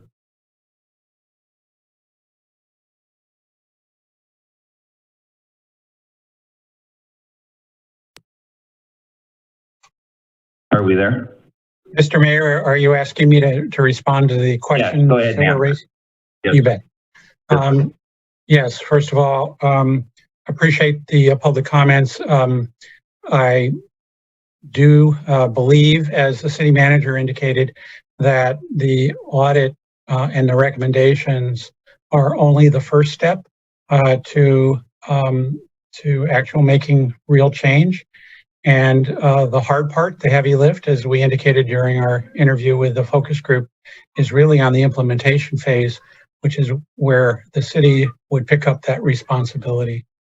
With regard to the city of Vallejo, I believe there is a lot more work to be done in the city of Vallejo. They have had some issues, but I do think that we did provide a roadmap to reform, and I do believe that the new chief of police there is working towards making some changes pursuant to our recommendations. The final question from the second caller or second series of questions had to do with, one, how public input is obtained as part of our outreach. And what we have learned is that the best and most effective way is to provide a lot of ways and opportunities for individuals to weigh in and provide that public input. By that I mean, we will host town halls, if you will, whether they're virtual or in person. I think will depend on where we are with the Delta variant. But we'll have those larger opportunities to participate. But what we have found in our work is that sometimes that forum is not the ideal forum for all. So we also provide other opportunities, either through providing email or other ways in which to communicate directly with us. We will often then do follow-up one-on-one, more private conversations with individuals who would prefer to have their insight and their perspective obtained in that kind of forum. And that we also have the opportunity to have crafted smaller group sessions with different individuals, like the Chamber of Commerce or advocacy groups in order to obtain a more targeted kind of conversation with issues that were particularly important to them. I would disagree with the caller with regard to our diversity. In fact, 2 of the 4 core team members are Latino, and we also have other members that are part of our participatory group that are of color that we will be using for this audit. All right, thank you. Vice Mayor Sullivan. Yeah, thank you, Mayor. So I just have a couple quick comments to add to today's presentation. So the first is I kind of wanted to echo the thanks from one of the other callers. Thank you to the city manager, Councilmember Roberts, Councilmember Ritchie, and all of the staff, and then the selection committee of members from the public. I know it was a lot of work. 5 reviews it's a pretty big load, and I just appreciate all of the effort and diligence you guys put in. So thank you.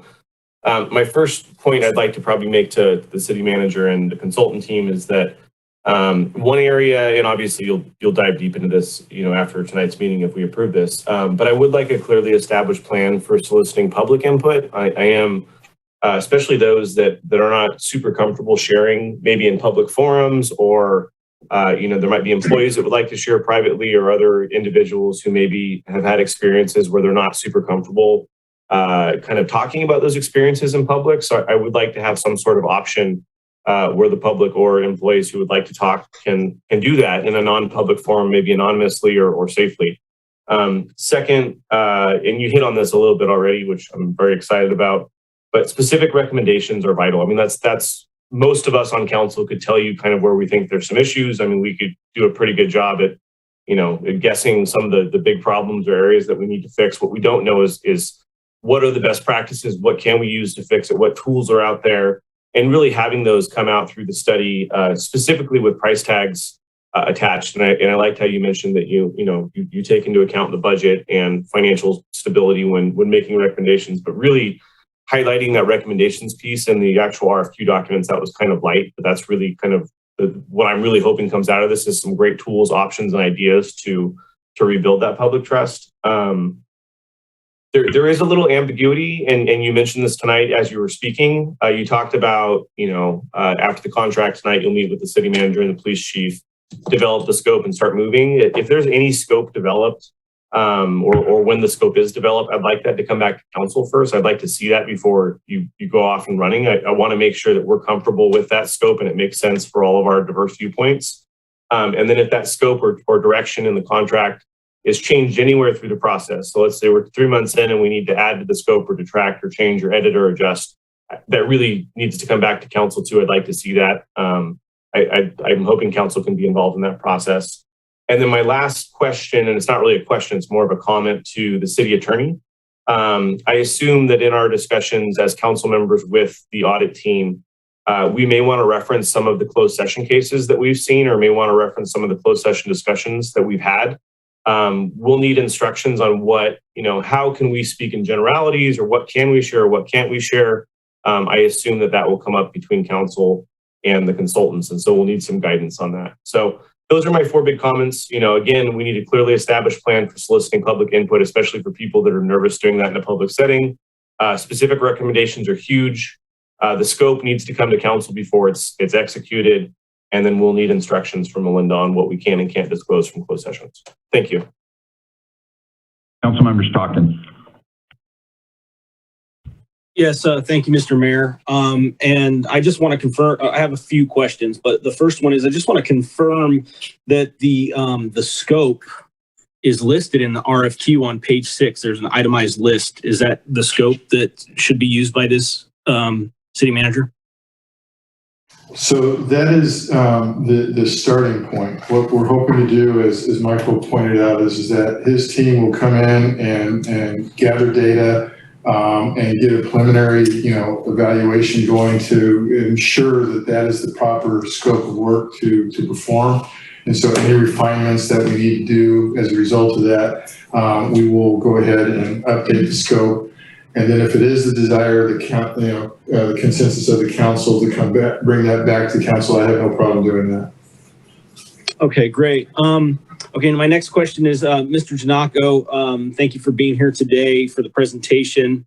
I've looked at your qualifications that you listed as well as in the RFQ, and you certainly have a strong resume as being a seasoned attorney, and I don't doubt your ability to provide some perspective, some legal perspective. Have you or anybody on your team ever donned a uniform or been a police officer or involved in law enforcement? I have not donned a uniform, although I have worked as a federal prosecutor and have worked in the criminal justice system. That was my first career for about 20 years, and have worked very closely with law enforcement, not only during the times when I was a prosecutor, but also during the times that I have been doing this work as oversight. We couldn't get anything done was it not for the collaboration of closely working with law enforcement agencies through the 20 years we've been doing this work. Okay, because this isn't necessarily only a legal review, it's also a best practices review, correct? Absolutely, and it requires input from everybody, including the line officers and the representation that they have through their association. The other thing that I have to say is that while I do have training as an attorney, I consider myself a reformed attorney. I haven't practiced law in quite a while. Okay, so practitioners will be involved? And if so, how? We all, some of us have law degrees, some of us don't. And practitioners will be involved with regard to, we have a bench, if you will, of individuals who have law enforcement experience who we often rely upon as we formulate our audit. Okay, so do you intend to subcontract with these individuals? And if so, who are they? Because I believe the RFQ requires us to know who those people are. Again, some of this will depend on the scope of the audit. So if in fact there is a very specialized area in which the city wants us to explore, we may in fact go into those areas. I am well aware of what city contracts require, and we will work with the city attorney to make sure that there is flexibility should we require a special expert on our team, that we will have the ability to do so. Okay, outstanding. I appreciate that. Do you perceive yourself having any conflicts of interest about performing this audit? No.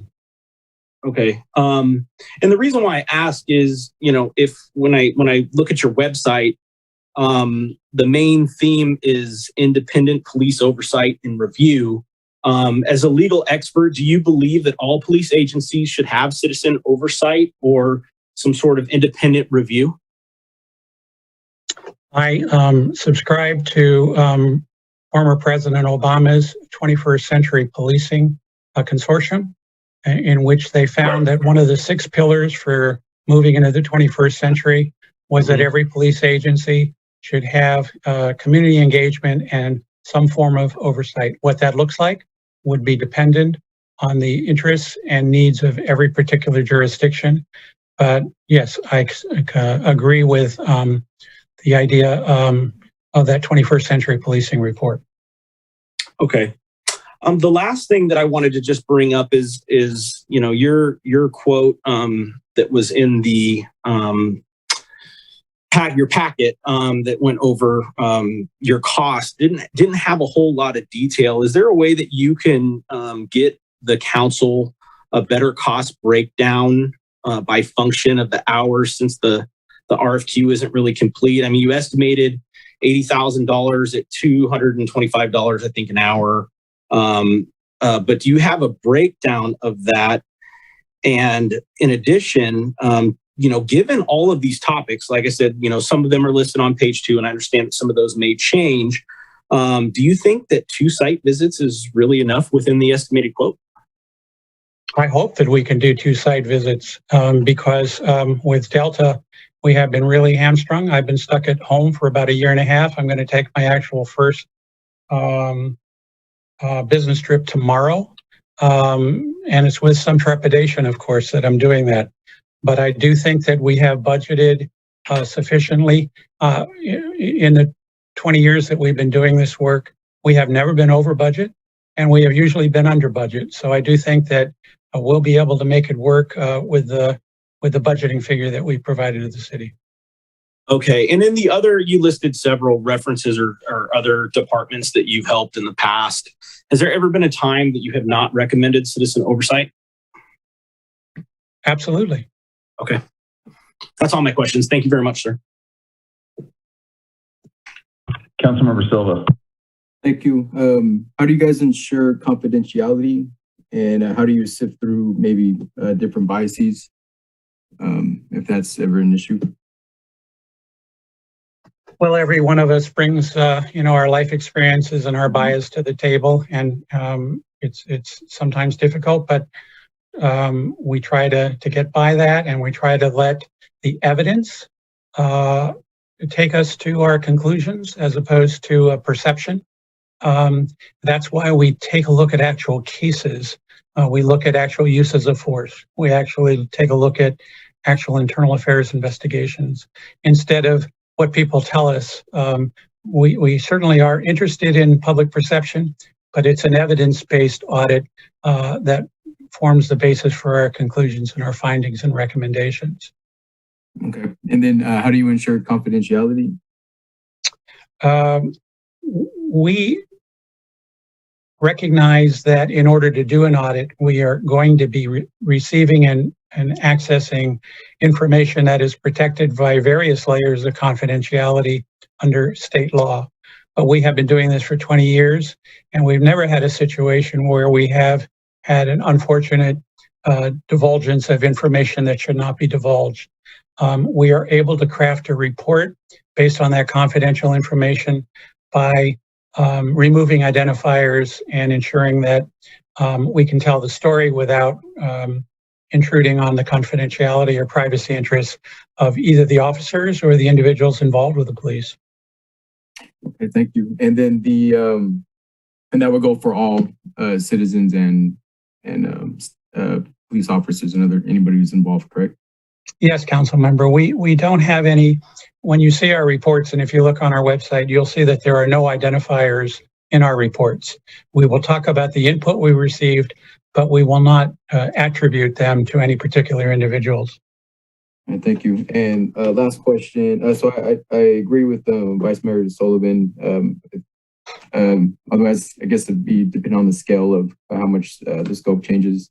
But if there's something drastic, I think it should come back to council, just to echo that. So my last question is with your suggestions, is there also a suggested timeline to implement those? Yeah, the recommendations will be varied. Some of them will be what we consider low-hanging fruit, which means they can be accomplished very quickly. Others will require more deliberation and more thought and more time. In particular, to the degree that they impact the working conditions of the patrol and line officers, they will, some recommendations may require some discussion and meet defer with the associations in order to achieve the recommendations. So they will be varied in time, and we can try to group those recommendations in a way to show which ones that perhaps will be the easiest to accomplish and ones that will take further work. And by the way, if I didn't make myself clear with regard to soliciting input, our hope is that each and every one of you as elected officials and representatives of the city will sit down with us on a one-on-one basis and help us develop this scope. So we really intend this scope to be community infused. But as the city manager indicated, we have no problem with bringing back a tentative scope once we have reached that milestone. And thank you. That's all. Appreciate it. Councilmember Roberts.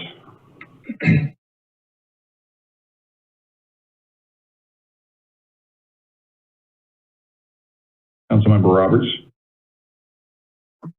Sorry, had issues. So Councilmember Ritchie and myself had the opportunity to sit in and speak with OIR as part of the group that made the selection. So we got a little bit more insight. One of the things that was very informative, and I was wondering if Chief Alio is still on, as willing to share his experience of work with OIR before, and how that worked with the city and the PD. If you want to give the rest of the council your insights onto that.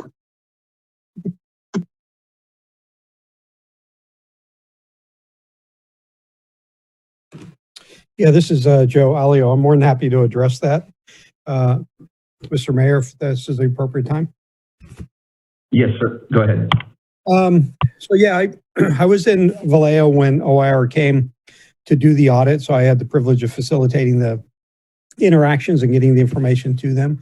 I had never worked with them before, so I didn't know anything about the organization. But what I found was they were really thorough in their interviews within the police department and then other parts of the city, both employees and the community, and that their request for documents was extremely thorough. It covered all of the key elements of what we do in policing. And they had it for a few months, and when they returned it with their recommendations, there were 45 recommendations. And, you know, I felt I had a fairly decent understanding of the strengths and weaknesses of the department. And they were exactly on point. They addressed the struggles that go on in Vallejo, the staffing issues, the strengths of the police department, and a number of areas, obviously 45 recommendations for improvement. And they were all on point. They were all practical and were all points that we could actually implement. And I was there when we began the implementation process. And they've made a number of changes based on the recommendations they continue to today. So I found that overall the experience was extremely helpful for the police department. And I would expect the same here in Vacaville. Thank you, sir. Cool. Member Ritchie?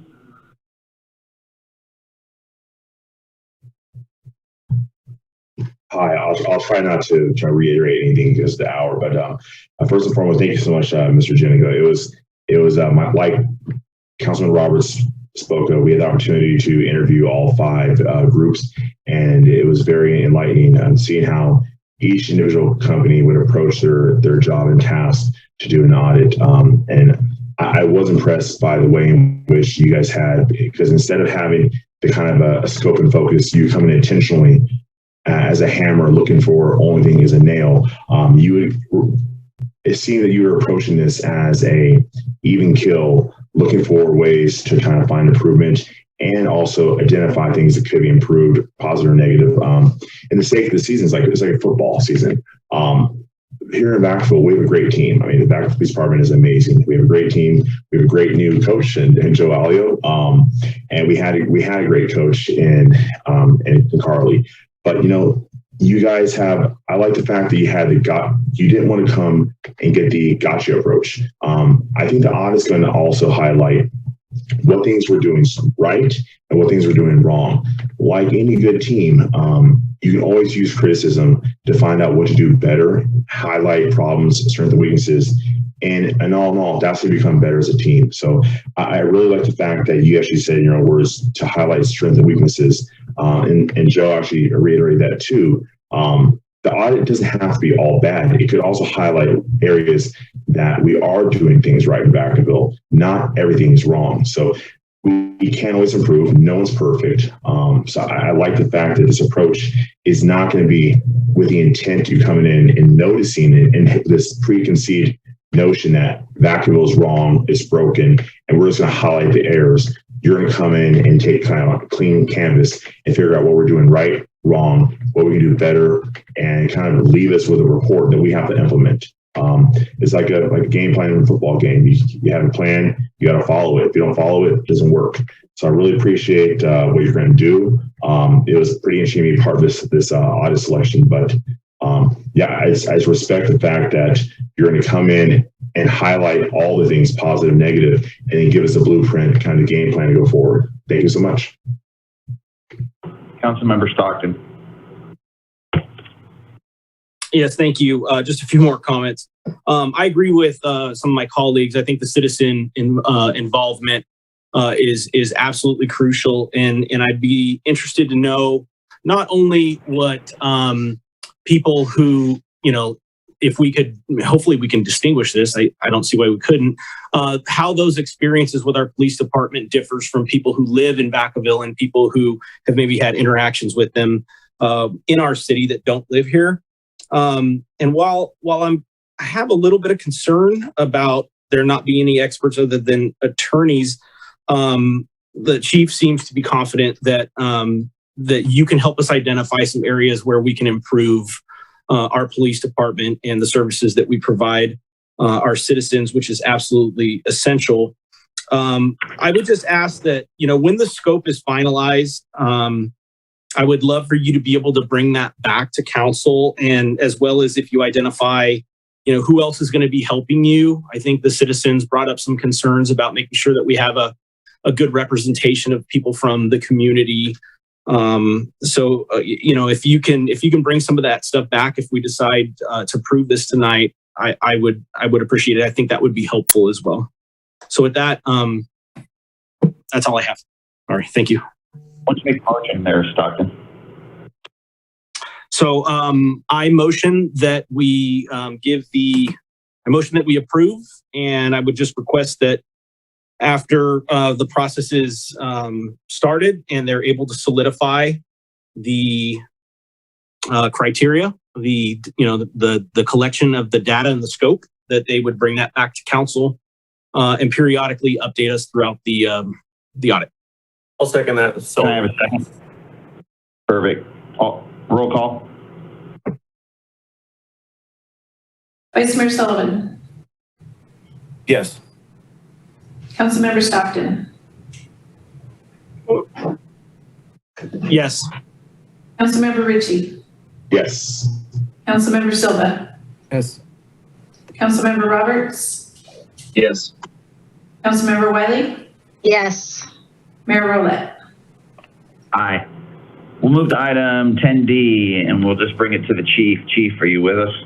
I am. Can you hear me? Yes, sir. Go ahead. Okay. Next slide, please, Crystal. So as with my usual, I'll give you all of the numbers, and due to the lateness of the hour, I'm probably not going to read all of them to you, but California surpassed 4 million cases in the last 2 weeks, and deaths are approaching 65,000. Good news is the 7-day positivity is, although it had risen quite a bit, is coming back down. In Solano County, we just surpassed 39,000 cases with 833 active cases. So that is a little cause for concern. We have a lot more cases, active cases, than we had 2 weeks ago. And we have 143 people hospitalized currently. So that's an addition of 42 people as opposed to 2 weeks ago. So that is a little concern. Again, with the 7-day positivity, just like with the state, we are dropping a little bit at 6.3%, as opposed to a week ago. In Vacaville, we're up to 10,175 cases. Next slide, please. So current status, Pfizer vaccine was just fully approved by the FDA this past Monday. So hopefully that'll encourage more people to get vaccinated. And then cases are continuing to surge throughout the country, the Delta variant especially. But the good thing is there is a slight decrease in active cases and hospitalizations throughout the state. It's been coming down in the last couple of weeks, but here in Solano County, we are still seeing a pretty steady, and it's still staying up on that curve. And then again, a little bit of positive news is there's a decrease in positivity rate, and that could be just due to the fact that many more people are getting tested. Here in Vacaville, I'll start off with that last bullet. We're back to virtual public meetings, as you can see, and the reason for that is because of the surge in cases in the community, as well as we've had significant increase in positive cases amongst our staff. So that, in fact, there have been 3 departments with significant cases in the city. So what the city manager has decided is, along with other decision makers, is that we felt that best to bring back a mask mandate. So staff are now mandated to wear a mask regardless of vaccine status while they are indoors. Public, however, still is doing the self-attestation. If they come into City Hall, if they're vaccinated, they don't have to wear a mask. Unvaccinated should wear a mask, but it is a self-attestation. So that mask mandate is for city staff while they are indoors. And that is where we are with the current status. If you have any questions, I'll be happy to answer. Thank you, Chief. I'm going to open it up for public comment. I see no hands up. I'm going to close public comment, bring it back to council. I see no council comments. So thank you, Chief. We'll move on to 11, report to City Manager. I have none at this time. Thank you. Any council members have anything to say tonight? All right. I do want to close tonight in memory of Joe Moreno, also known as Papa. Joe Moreno was born February 19th, 1927 in the living room of his childhood home right here on Kendall Street in Vacaville. His parents immigrated from Spain and established roots in Vacaville in 1911. Joe graduated from Vacaville High School in 1945. And other than a short stint in the Army, he lived in Vacaville all his 94 years. Joe absolutely loved and described Vacaville as Eden. Joe often said, "I love Spain, but there's no better place in this world than Vacaville." Joe held many jobs in Vacaville, including working at the Old California Market on Main Street, co-owner of the former Star Bakery, manager of the Nut Tree Gift Shop, and manager of the former Monte Vista Motel. In his later years, Joe worked in his 80s, where he worked side by side with his son Kevin at his restaurant, Ren's Cafe, where he held the title of Toastmaster. A true Vacaville family establishment where you can find Joe working with Kevin and his grandson Matt in the kitchen and his wife Carmen as the hostess and his grandsons Nate as the busser.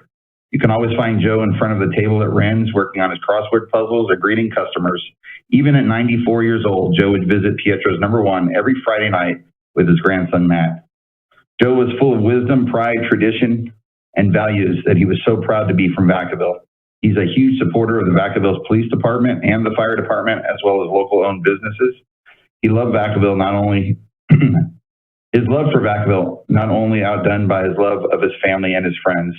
On the morning of August 20th, we lost a Vacaville legend. So I would like to close in memory of Joe Papa Moreno.